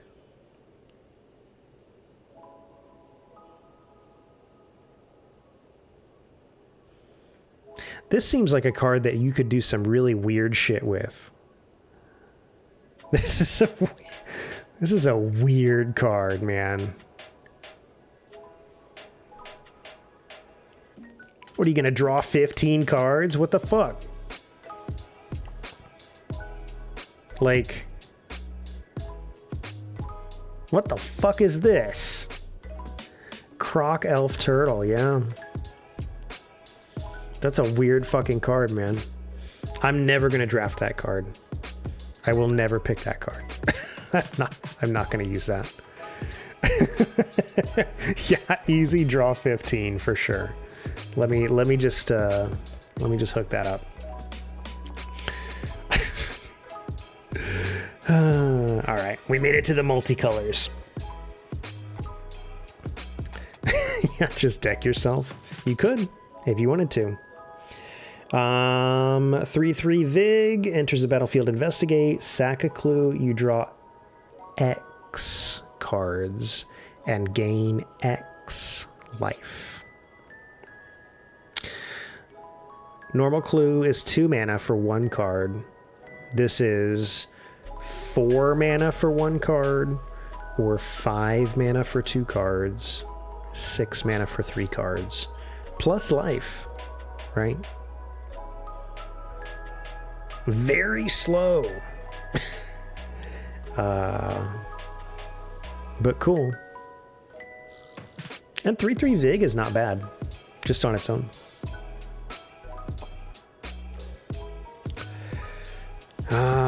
Private Eye. Other detectives get 1/1. That's very solid. When you draw a second card, target detective can't be blocked. That's very solid. Unblockable detective and a global 1/1, assuming you're running a detective deck, which you should be if you're playing this guy. That's pretty fucking good. Yeah. And it's white-blue, right? And white-blue is very heavy into, like, investigate and clue shit. So, with Projector Detective, he also did the when you draw your second. I don't remember what the effect was. And I can't scroll to it or I'm going to lose my place. Seems good. Granite Witness is very solid, right? Very flexible. It's like a tempo play to tap a single target. But 3/2 Flying Vig. The 2 toughness is, you know, a little bit sad, but it would be insanely overpowered if it were 2/3. So Detective, yeah. I mean, obviously the set is built around Detective, so it makes sense, but yeah. This guy is pretty fucking strong. 5 mana, 5/5 flying is pretty cool. Investigate twice, pretty cool. Sack a clue to gain some shit, including the option of hexproof. That's pretty fucking cool, right? Or lifelink for a 5 life swing. Like, this guy's pretty strong. Not even mythic. Not even mythic. Really? Really? Okay. Sanguine Savior, 2/1 flying lifelink is very nice.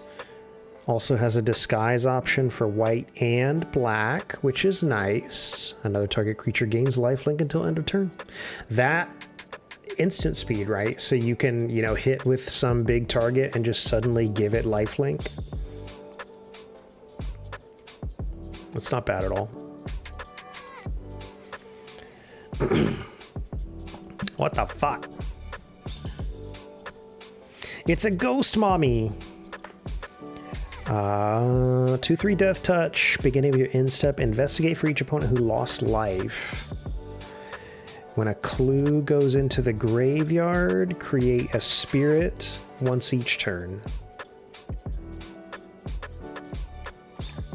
Seems solid. Seems pretty good to me. Ghost Goth Mommy. I would take her. And I would pick her in the draft. This is a guy riding a gargoyle, which is cool. Affinity for planeswalkers.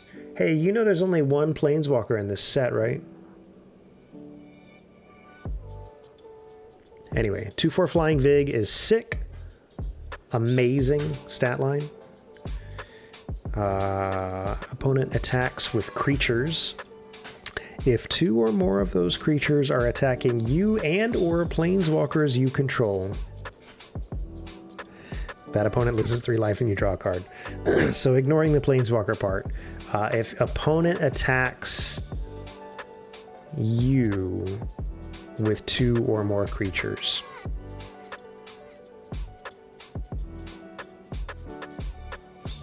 you draw a card. That's a weird effect, but I'll take it. Anyway, 2/4 flying. Honestly, 3 mana, 2/4 Flying Vig. Like, I'll take that on its own. You know? And it's also got an effect on it, so. This is 2/4 flying, another good stat line. 2 or less enters under your control. Each opponent loses 1 and you gain 1. That's nice, because that's going to go off a lot in this set. Creatures with 2 or less gain Death Touch and Lifelink for 7 mana. Seems pretty good.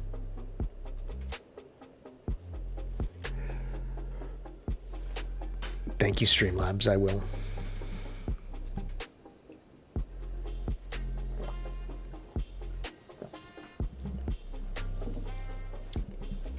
Okay. Oh, hang on. Hang on. I gotta check something real quick. I got a chicken in the crock pot. I gotta see what's going on with it. I'm just kidding. I don't have a chicken. I wish I did. Sounds good. It's fine. Okay. Wearer of Feces. What the fuck? Whenever he attacks, exile a card from a graveyard. Exile opponent cards, right? You can do that. Investigate, sack a clue. You may have him become a copy of a creature card exiled with it until end of turn. Okay. So he can become things. He's also a 2-mana 2/3.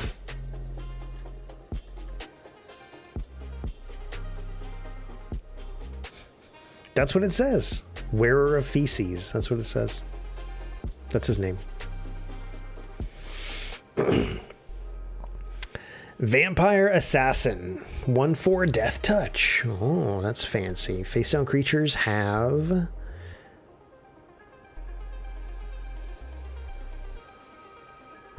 What? Turn the creature face up. If you can't, exile it, and then you may cast the exiled card without paying its mana cost. So this means any disguised creature that you have, you can just exile it and then cast it without paying its mana cost?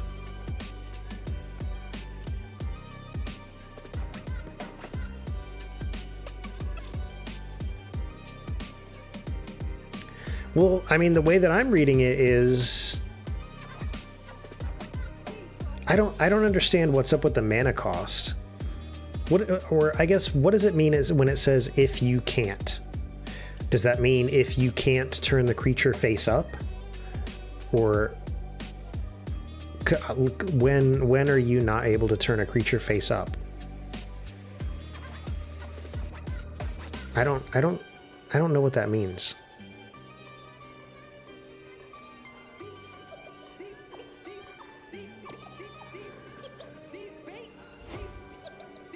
Huh. I don't know.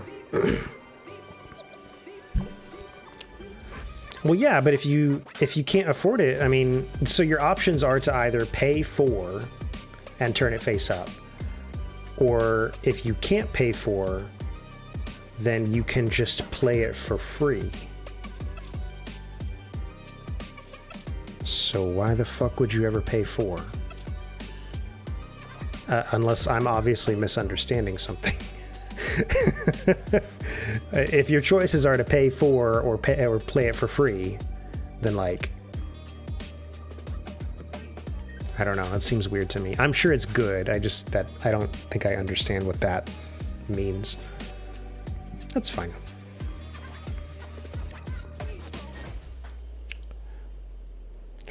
Well, but. It, like, if we're talking about something that has like disguise 7 or whatever, you can pay 7 to undisguise it, or you can pay 4 to turn it face up. I agree. What I don't understand is the if you can't. Does that mean if you can't pay 4? Like, I'm completely tapped out. I can't pay 7 and I can't pay 4. Does that mean I exile it and cast it for free?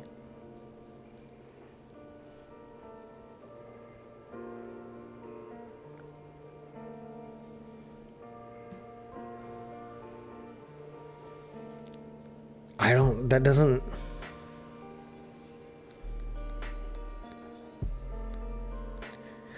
Turn it face up at any time for its mana cost?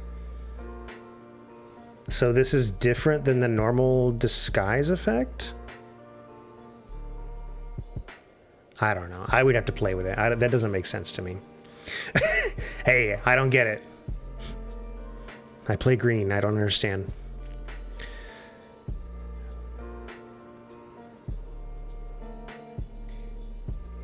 So you, like, it would be 4 plus the disguise cost? Cloak an instant or something non-creature? Yeah, I guess that's true. Yeah. Oh, so if... Okay, that makes sense. If you cloak a spell, then it's a spell, which means you can't turn this creature face up. So you would pay 4, you have to pay 4. If it's a creature, it turns face up. And if it's not a creature that can turn face up, then you can cast it for free. That makes sense. Okay. Yep, yep. Okay. This is a 3-mana 1/4 flying. Look at the top 2 cards of your library. Take 1. Seems fine. Seems reasonable. This is a zombie detective. 3/1 flying. 3/1. Yeah, Snoop seems pretty solid. Not amazing, but 1/4 is perfectly fine. And it's, you know, a card for free. When you sack a clue, return it from your graveyard to your hand. So he just comes back forever, right? Absolutely shitty card. Stat line for the cost is terrible, but he just comes back. Yeah, yeah. Very good, like, card value, right?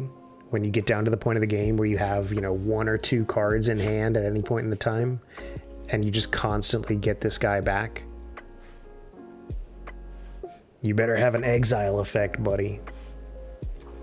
It's not bad. Gear Drake, super sick, right?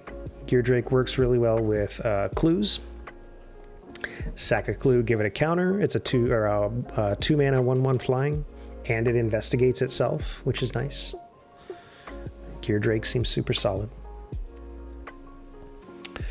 Gadget Tech creates a Thopter, so it's an extra body, and it's only a 2-mana Undisguise. Or a 4-mana 3/2 that creates a Thopter. Seems kind of like the difference between disguising and not disguising seems very insignificant. But it's all right. Melik, legendary creature, weird detective. Power and toughness each equal to twice the number of instant and sorcery cards in your graveyard. The first you cast each turn costs 3 less. That seems pretty cool. Also, I hope you have a lot of spells in your deck. Because otherwise he's a 5-mana, you know, 3/3. Oh, but also the effect of casting less to cost each turn is pretty amazing, right? It's not bad. He's a mythic. Is he strong enough to be a mythic? I mean, I guess the 3 less to cast probably does make him, yeah.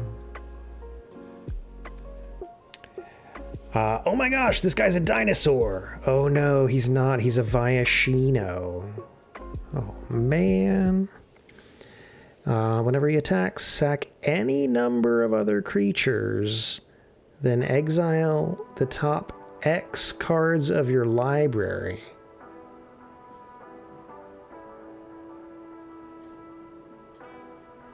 You may cast without paying their mana costs. Wow. That could be a problem. Oh, he's also Menace Ward 2 Haste, which is pretty solid. Sack any number of other creatures. I imagine you're not going to have a lot that you want to sack, but even if you sack, you know, 2 or 3 or 4, and you get to play a spell or 2 for free, that seems pretty solid. Also, this effect doesn't have like a time limit on it, right? It's not like you have to play them that turn. You can just play them forever for free.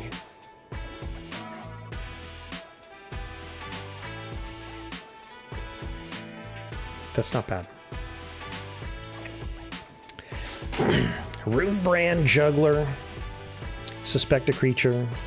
Sack a suspect to give a -5/5 for 5 mana. Hey, alright. Judith, instant or sorcery. That spell gains Death Touch and Lifelink. Spell gains Death Touch and Lifelink. Create an imp, deals 2 damage to opponent. I mean, obviously you're going for spells gain, death touch, and lifelink here in general. That's pretty cool.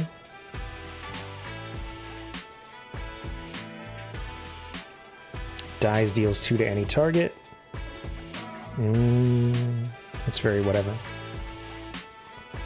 Rakdos, Patron of Chaos. 6/6 Flying Trample. Beginning of your end step, target opponent may sacrifice 2 permanents. Or you draw 2 cards. Seems pretty strong.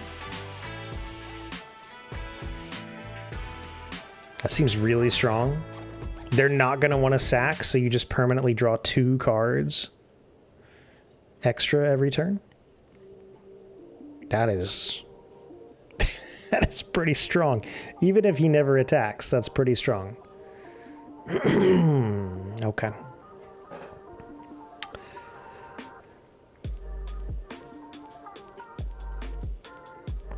Uh, 2 mana, 3/2 reach. Destroy target token?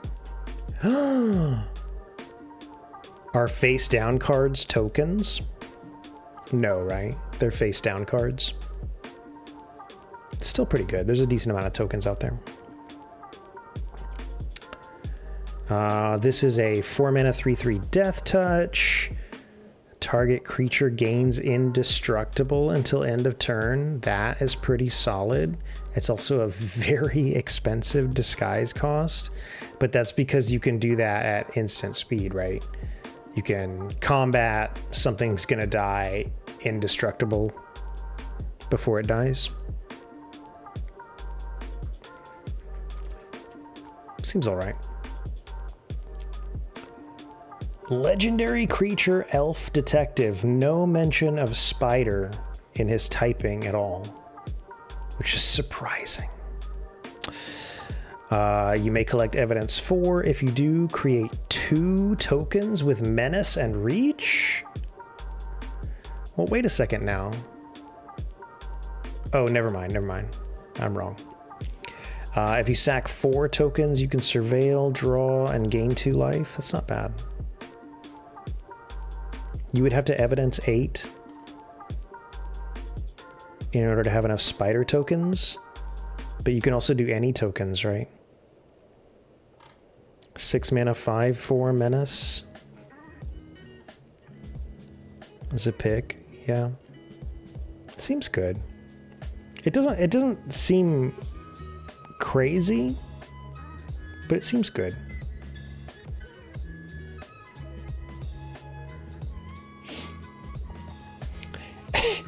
Anzrag the Quake Mole, legendary creature, Mole God.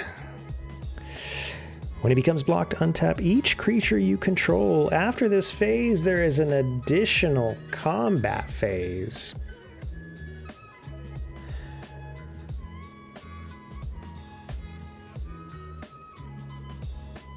Must be blocked each combat this turn, if able. So he's a 4 mana 8/4 that opponent does not want to block, which means they're going to take 8 damage. And if they do block him,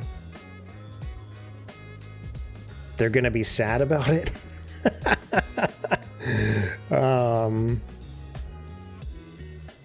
That's a weird card, but okay. That's a weird card. I don't know if I would play that. I mean, I guess I would just for the shits and giggles, but you're gonna block and you're gonna like it. Yeah, I don't know about that. I would play it. It's fine. 10 Street Gossip, 4/4 Vig. Add double mana to cast face down spells or turn up.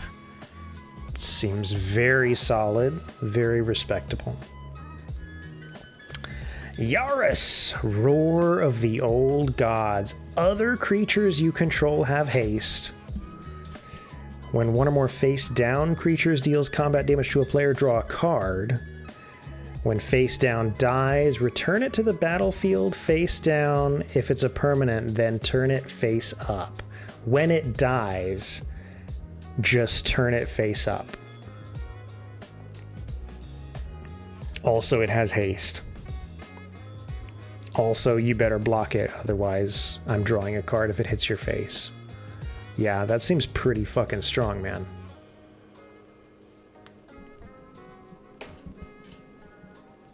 That is...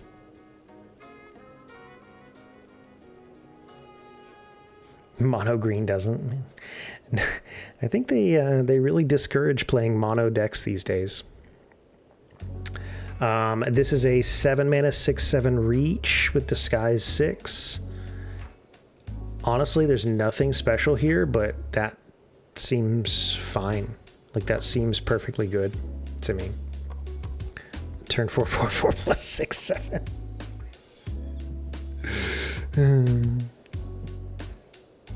I would play this card. It's a dog walker. Oh my gosh. Red, white, 3/1 Vig. Create 2 tapped 1/1 dogs. Okay. So you basically probably always want to play this as a disguise to get the dog tokens, because it's not that expensive. Plus it lets you do red or white. Seems cool. Agris Coast, Spirit of Justice, 2/4 double strike Vig. Choose up to 1 creature. If it's suspected, exile it, otherwise suspect it. And that's when it enters or attacks. So you can exile things if they don't deal with this guy, which is pretty cool. Aurelia, 4/4 flying haste Vig, very strong. Player attacks with 3 or more creatures, you draw a card. That's you or opponent. A player attacks with 3 or more creatures, you draw a card. Player attacks with 5 or more creatures, she deals 3 and you gain 3. That seems good. Seems strong. Unlikely that you're going to care about the opponent's side of that, but it's good to know. 5 mana 4/5 haste, attack with 3 or more creatures, investigate. You know, that's funny. These are both like when you attack with 3 or more creatures, and when I see it on this card, I immediately go like, wow, that's really cool. That's a good effect. It would be nice to. And when I see it on this card, I immediately go, well, when the fuck am I ever going to attack with 3 or more creatures, man?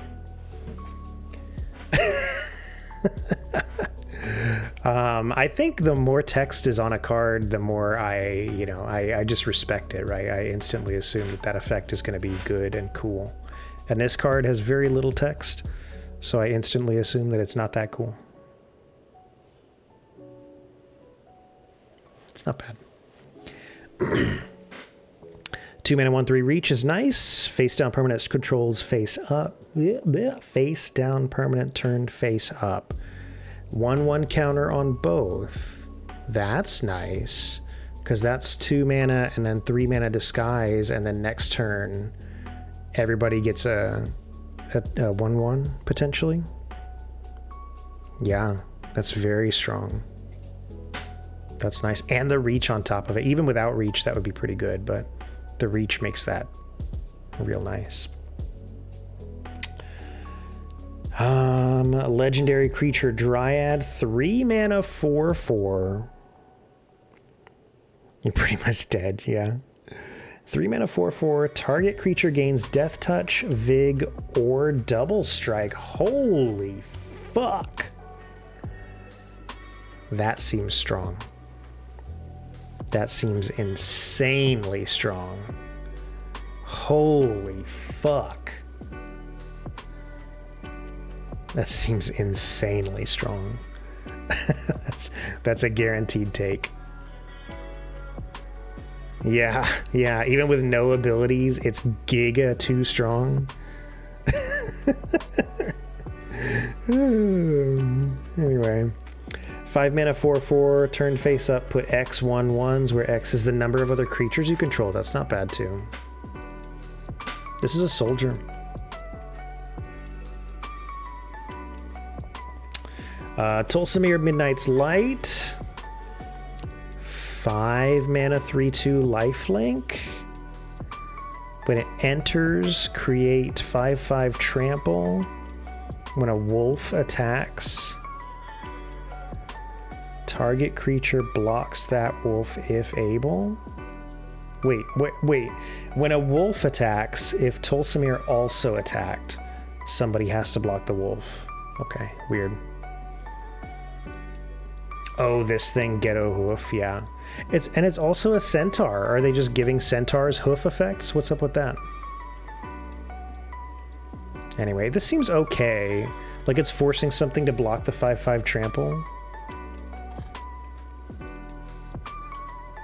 Seems okay. Evidence Examiner, 2 mana, 2/2.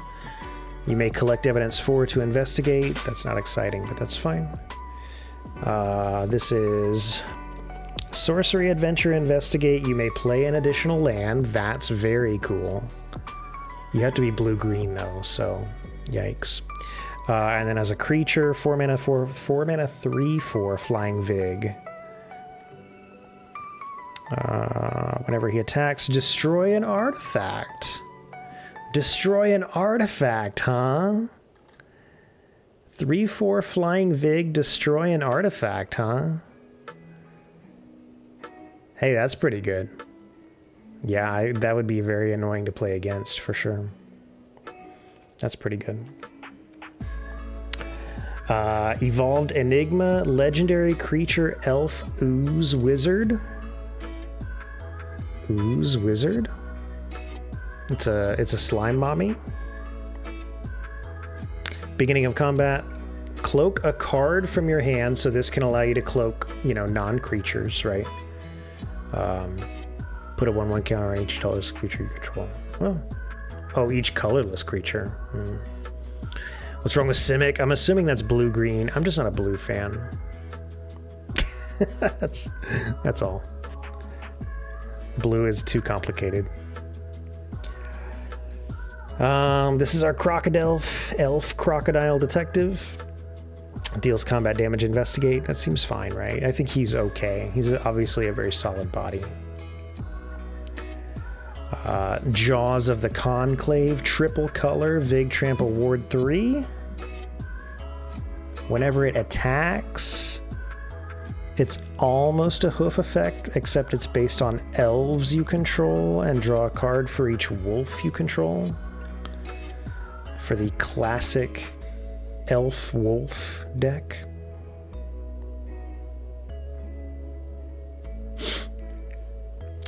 Niv Mizzet, the Rainbow, flying, hexproof from multicolored. Deals combat damage, deals X damage to any target, draws X cards, and you gain X life, where X is the number of different color pairs among permanents you control that are exactly 2 colors. What the actual fuck?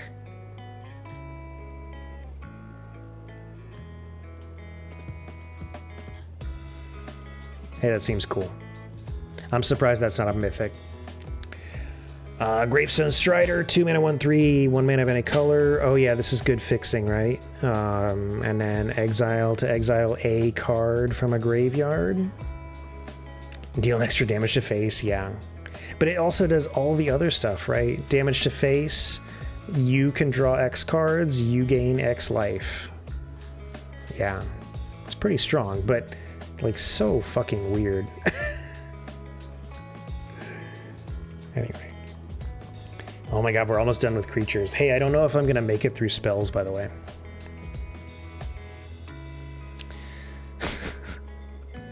Maybe we'll do spells tomorrow. Sanitation Automaton, 2 mana, 2/1, Surveil 1, seems fine. Lumbering Laundry, I like this thing a lot. I maybe it's just me, I don't know. But this is the only thing that I've seen that goes through disguise, right? You can look at face down creatures you don't control. I think this thing is solid as fuck. I think this thing is really good. Just for not dealing with disguise at all. It's a good bedtime story. I like Lumbering Laundry a lot. And last but not least, oh, we already looked at Snuffler. I don't remember when or why, but we already did. All right, what else is there? There's instants and sorceries, right? How many instants and sorceries could there be?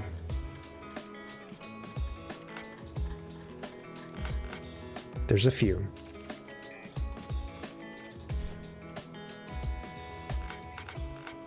Oh, there's not that many sorceries. Look at lands.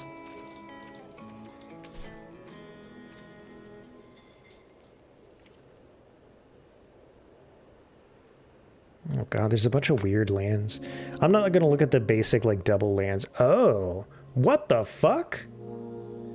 Enters the battlefield, surveil 1. That's new. That's new. This is a disguise land. 2 mana of any one color. Until end of turn, you don't lose this mana as steps and phases end. Okay.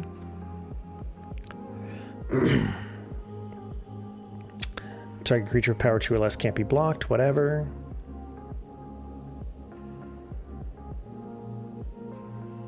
Trying to get dual lands? Yeah, apparently there's not a lot.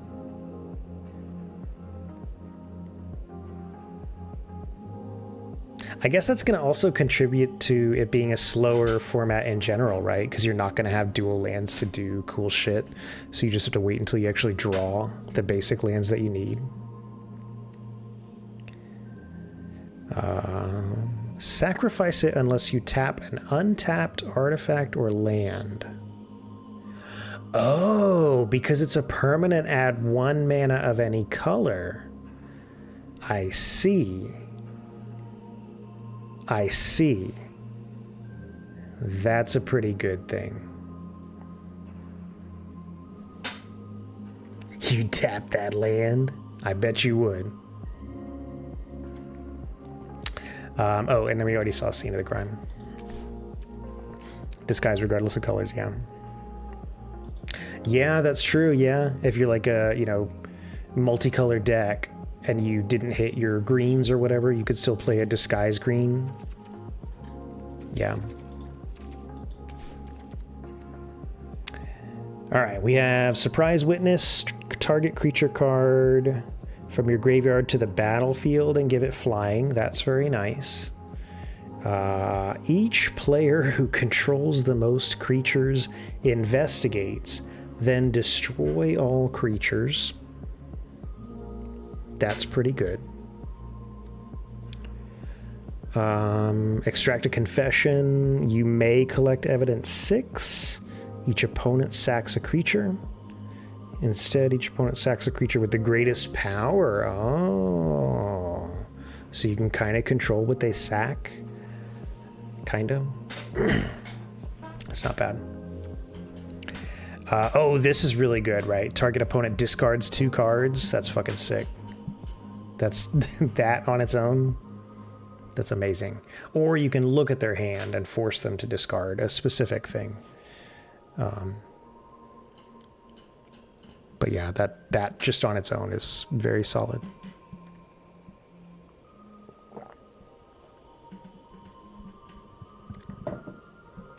It's kind of like mitigated a little bit by the fact that you have a good amount of draw in the set, like spells that draw, but also clues. But still, discarding 2 or targeted discard is very nice. Macabre Reconstruction. Cost 2 less to cast. Creature was put into graveyard. Okay. That includes like mill, right? Return up to 2 creatures from your graveyard to your hand. Okay. You may collect evidence 6. Destroy all creatures. If you did the evidence, exile a card from graveyard, then search everywhere and exile them.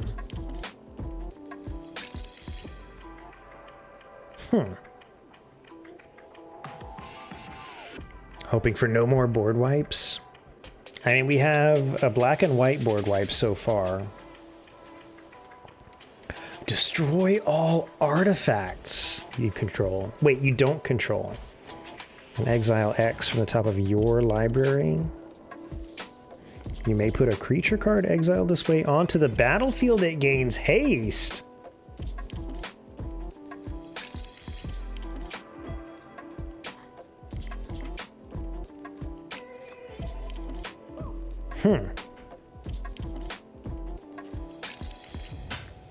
Suspicious detonation. Costs less to cast if you've sacked an artifact. Can't be countered. Deal 4 damage to target creature. Okay. Torch the witness. Oh, double X damage and investigate if excess. That's fine. Analyze the pollen. You may collect evidence 8. Search for a basic land. Instead, search for a creature or land. Huh. Okay.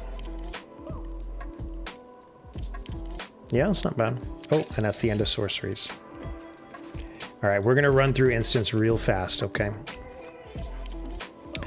We have a 2/2 pump, investigate. We have exile attacking creature. That's not bad. We have exile target thing, including creatures with power 4 or greater. This is our artifact enchantment removal also, which is nice. This is instant pump. Creatures get 2/1. All creatures you control, right? This is 1 mana. Target creature becomes a 4/3.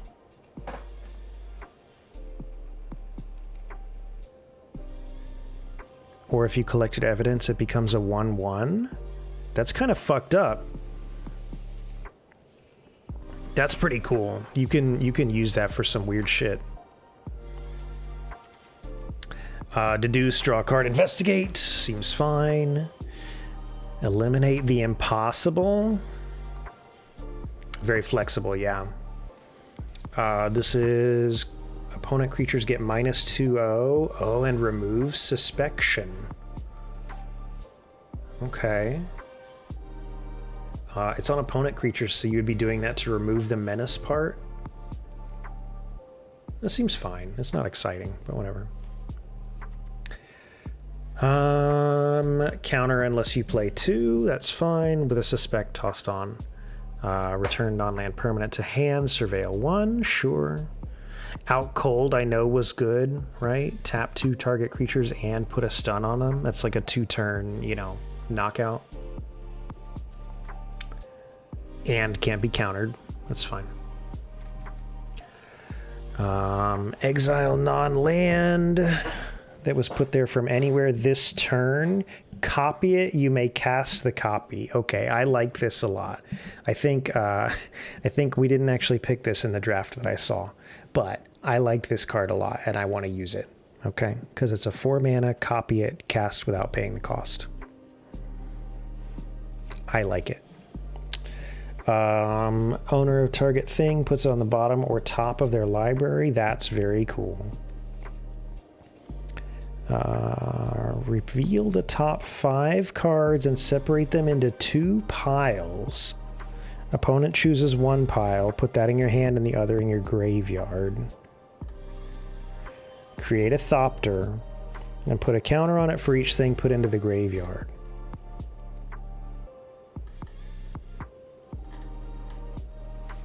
Well, that's a weird fucking card, but all right.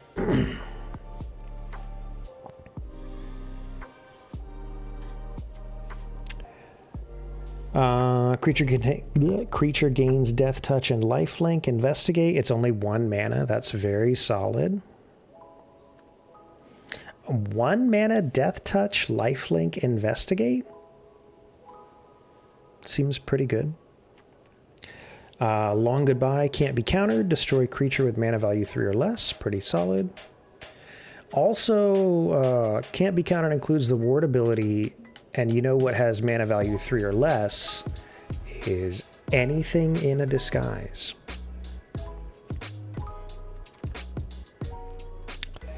Presumed dead, end of turn. Target creature gains 2/0. Return it to the battlefield and suspect it. That's fine. Murder, classic, destroy creature. It doesn't add up.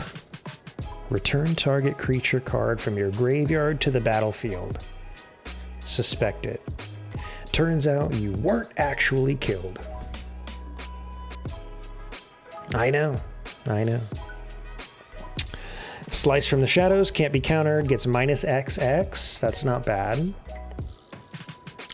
Outrageous robbery exiles the top X cards of their library face down.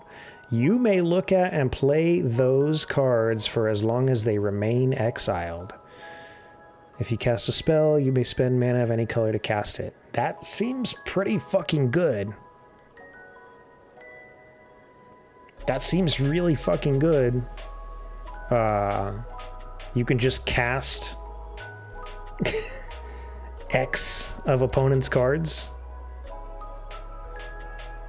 That seems really good. Okay. Felonious Rage. Target creature gets 2/0 and haste. And if they die, make a detective. That's a lot for 1 mana. Shock, right? 2 damage shock. Very solid here. Because there's a lot of shit with 2 health. Demand answers! As an additional cost, sack an artifact or discard a card and draw 2. That's fine, because you're going to have clues, right? So sack a clue, draw 2 for 2, instead of drawing 1 for 2. That, when I say it out loud like that, it seems not very exciting. Answer, goddammit! I know. Also, I'm not sure what that art has to do with demanding answers, but alright.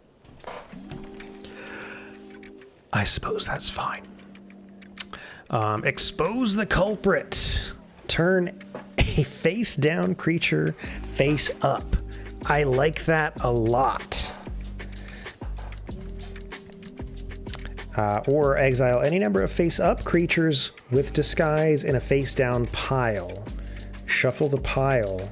And then cloak them, so you can go back to face down. Do you know what they are? I don't know what the purpose of shuffling the pile is. Seems weird. You're just gonna randomly turn shit back up? Anyway, Galvanize deals 3 damage to a creature. If you've drawn 2 or more, deal 5. Cool. Chases on. Creature gets 3/0 and first strike. That's pretty fucking annoying. Red mana. Red opponents with 3 mana up. Giving creature first strike. OP to play Whack-A-Mole? I guess so. Caught red-handed, can't be countered. Gain control of target creature until end of turn. Untap, it gains haste. And suspect it for menace. Wow. That's pretty fucking cool. It's also 5 mana, but that's nice. Or mono red aggro mains. Yeah, red seems like it's got a lot of cool stuff here. And then poor green. Until end of turn, creature gets 1/1 for each creature you control and gains reach. Again, a mini hoof effect. But okay. Giant growth and trample until end of turn. That's fine. Where's my hexproof green? They see everything as red. That could be. I wonder what it looks like to colorblind people. I have no idea. This is 3 green. Shuffle your library for a creature or land. Put it on the battlefield if it's a land, right? So 3 mana. Put a land on the battlefield, which is not bad. Also, you could do a 1/1 on target creature and make it fight. Also, you can exile an artifact or enchantment. Yeah, that card is sick. It's a shame that's a rare, because I would run 4 of those things. That's a good card. That's a very flexible card. That's a good card. You draw it early and you're putting a land out. You draw it mid-game. You're doing, you know, a fight or an enchantment. Yeah. Solid. Wait, what the fuck? Green has 3 instants. Well, get fucked, Green. Sorry. No more lies. Counter target spell unless they pay 3. Sure. Officious interrogation. For each target beyond the first, so you can repay. Choose any number of target players. Well, good thing there's only 1 player in the game. Oh, no, that's not true, because this is not... Okay. Investigate X times, where it's the total number of creatures. So you could target yourself and your opponent. And investigate X times. Oh, the 2 counter spells? True. So this is a white-blue. What was the other one? It's just a 2 mana blue. Unless its controller pays 2. That's surprising. That's not very many counter spells, right? Yeah.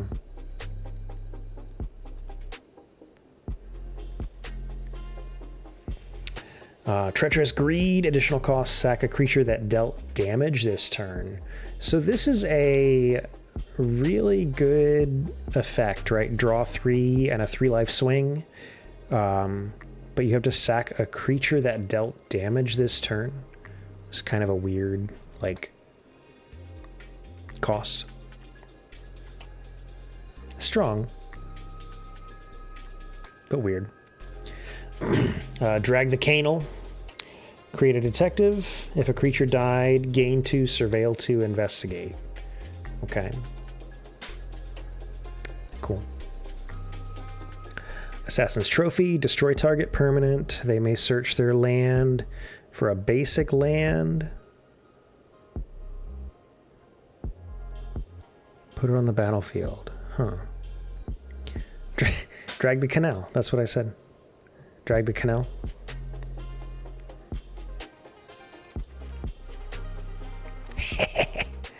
Urgent Necropsy. Additional cost, collect evidence X, where X is the total mana value of the permanents this spell targets. Destroy up to 1 artifact, creature, and enchantment. And we ignore Planeswalker because those don't exist here. And then evidence X, where X is the total mana value. That's pretty good. Lightning Helix is a lightning bolt with gain 3. Okay. Mutation X11 counters, then counter up to 1 target spell unless its controller pays mana equal to the greatest power among creatures you control. So this is another counter spell. Pays mana equal to the greatest power among creatures you control, and it's putting XX counters on, so they can control how much you have to pay to deal with this counterspell. So that's kind of a big deal. And this is green-blue.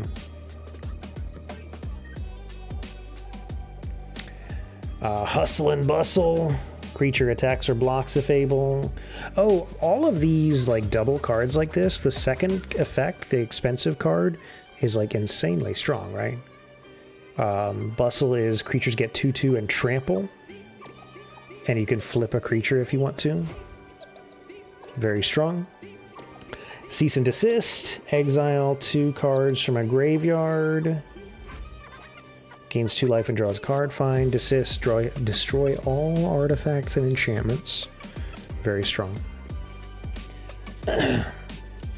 Fuss and Bother. 1/1 counter on each attacking creature you control. That seems pretty strong for the price.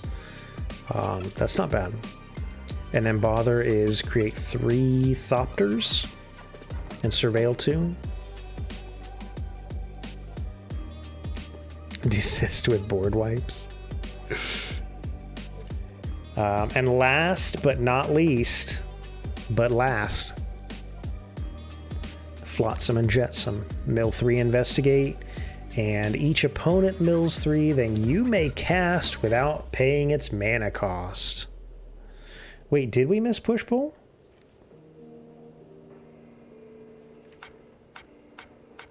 I don't have push pull.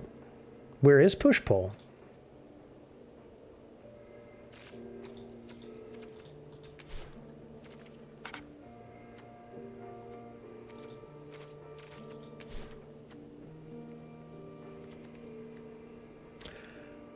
Oh. Wait, I missed a bunch of cards. What the fuck? God damn it, where did I stop? Did I get distracted? Oh, son of a bitch. I didn't even get to slime. I stopped somewhere before that. Fuck. We're not done. Hey, we're not done. We're not done. Don't even think about it. Flotsam, Jetsam. Jetsam. Opponent mills 3. You may cast a spell without paying its mana cost. Let's go back to the sorceries that we missed, shall we? Yeah, green had 3 instants, but there were more sorceries. Oh, man. Hey, what the fuck did I do, man? Ugh. Anyway, I missed this for sure. Hard-hitting question. Creature deals damage. Oh, so it's just a fight. I mean, it's not a real fight because it's just creature deals damage. So that's cool. Pick your poison. Opponent sacks artifact. Opponent sacks enchantment. Or opponent sacks a creature with flying. That's cool. Deal, not fight. Is deal a different... Yeah. And it is only 1, which is nice. It's like a bushwhack, right? Except not the land part and not a fight. It's just a deal. Audience, create an 0/1 plant, then draw cards equal to the number of differently named creature tokens you control. So it's a draw 1. Unless you have other tokens. Slime. Create a green ooze token with trample. Put X 1/1 counters on it, where X is 2, plus the total number of cards you own in exile and in your graveyard that are oozes or are named Slime Against Humanity. A deck can have any number of cards named Slime Against Humanity. See, do you just run 30 slimes? Like, what do you do with this? What do you do with this card? And I know there's shit that works against it, right? There's something that will like exile all cards with the same name or whatever, and if you're running slimes, then you just lose the game. But I mean, it seems cool. I don't know. Looks like your rat colony decks. They went this way, search for a basic land, put it in tapped. That seems fine, and a free investigate. Bite down on crime.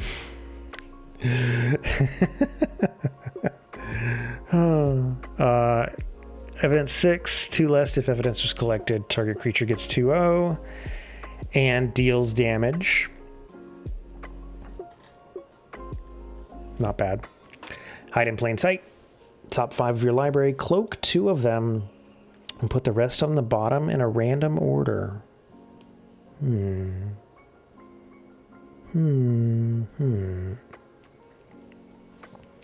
Soul Search. Target opponent reveals their hand. You exile a non-land card. Card's mana value is 1 or less. You also create a spirit. That seems nice. Ill-timed explosion. Draw 2. You may discard 2. When you do, it deals X damage to each creature where X is the greatest mana value among cards discarded. Yeah, that's pretty solid. Yeah. to each creature, not like each opponent creature, right? It's a wipe on the board. It's pretty good. You have to discard, whatever the cards are, right? But oh my gosh, this is Ghost Goth Mommy. Is she okay? Deadly complication. Choose one or both. Destroy a creature. Put a 1/1 on target suspected creature you control, and you can remove the suspect if you want to. Breakout. Look at the top 6 cards of your library. You may reveal a creature. If it has mana value 2 or less, you may put it onto the battlefield, and it gains haste. Mana value 2 or less gains haste. Is kind of whatever. But if you didn't put it in your hand, put the rest on the bottom. So just look at 6, right? And pick one. What?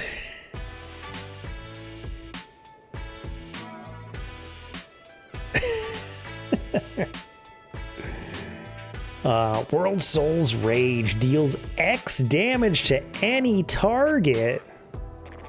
Put up to X lands from your hand and or graveyard into the battlefield tapped. X damage to any target, huh?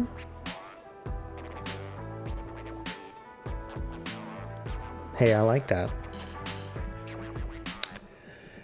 Relive the past, return up to 1 target artifact card, 1 land, and 1 non-aura enchantment to the battlefield.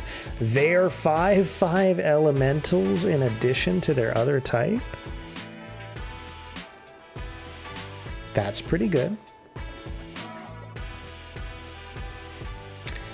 Kellen, we already saw.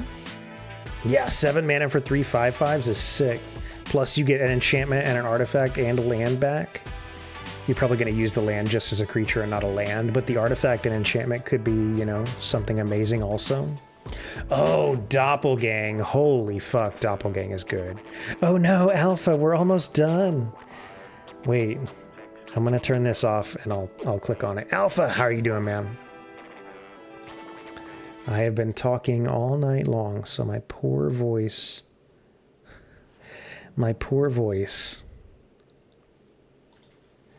feels like I've had something in my throat, It feels like I've had something in my throat.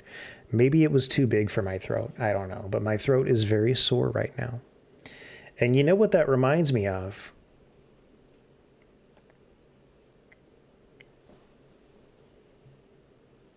It reminds me of Beastcock.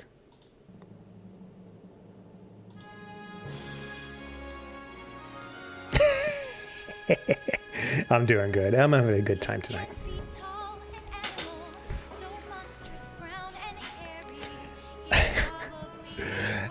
We have Doppelgang, which is a super strong card, but it's also giga expensive. But honestly, even if this is only 1 card, it's 5 mana to duplicate 1 card. Like, that's pretty solid. That's nice. Alright, push-pull, destroy tapped creature. I can't talk over this song. I'm sorry. We'll play it on the way out. Because we're almost done. Pull is put up to 2 creatures from a single graveyard into the battlefield under your control, and they gain haste. That is strong. Yeah, 6 mana smack face. And then we also saw, if you pull, a Phoenix, you can do shenanigans to where you keep the Phoenix. Like there's things that you can do with those also in addition to the attack face. Crazy strong effect. Hustle and Bustle we already saw. Cease and Desist we saw. Fuss and Bother we saw. That we saw. Oh, okay. So now we're actually done. Goodness gracious, we're actually done. Okay, let's put some Beastcock back on.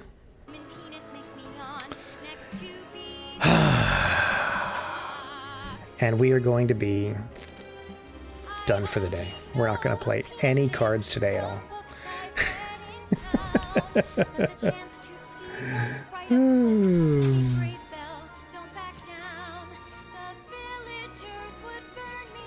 Holy shit, that's a lot of cards, man. I'll put it up on YouTube. Including Beastcock.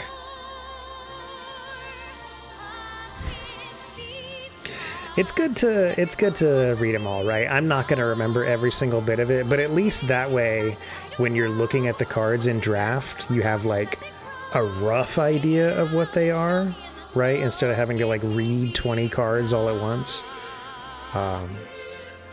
So maybe we'll do some actual playing tomorrow. Maybe. Who knows? We'll see.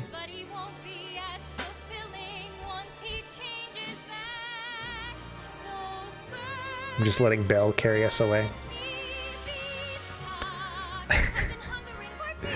But yeah, we're gonna be done for the evening. I don't think I'm gonna raid anywhere because I'm feeling nice and tired, and so I don't want to.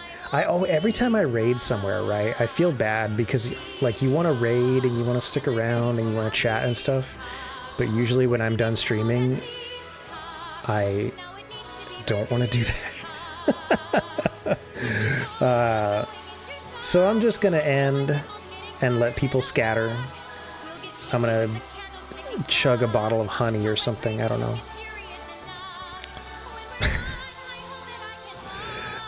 But I appreciate y'all for being here. I hope you all have enjoyed yourselves. Because I sure have. I had a good time. It was a lot of reading, but honestly, I really enjoyed it. I had a lot of fun. I had a good time. And now that good time is over. And I will see you all next time. Oh, yeah. Announcement, Saturday morning Terraria. Saturday morning Terraria. Okay. And then I'm going to be done. I'll see y'all later.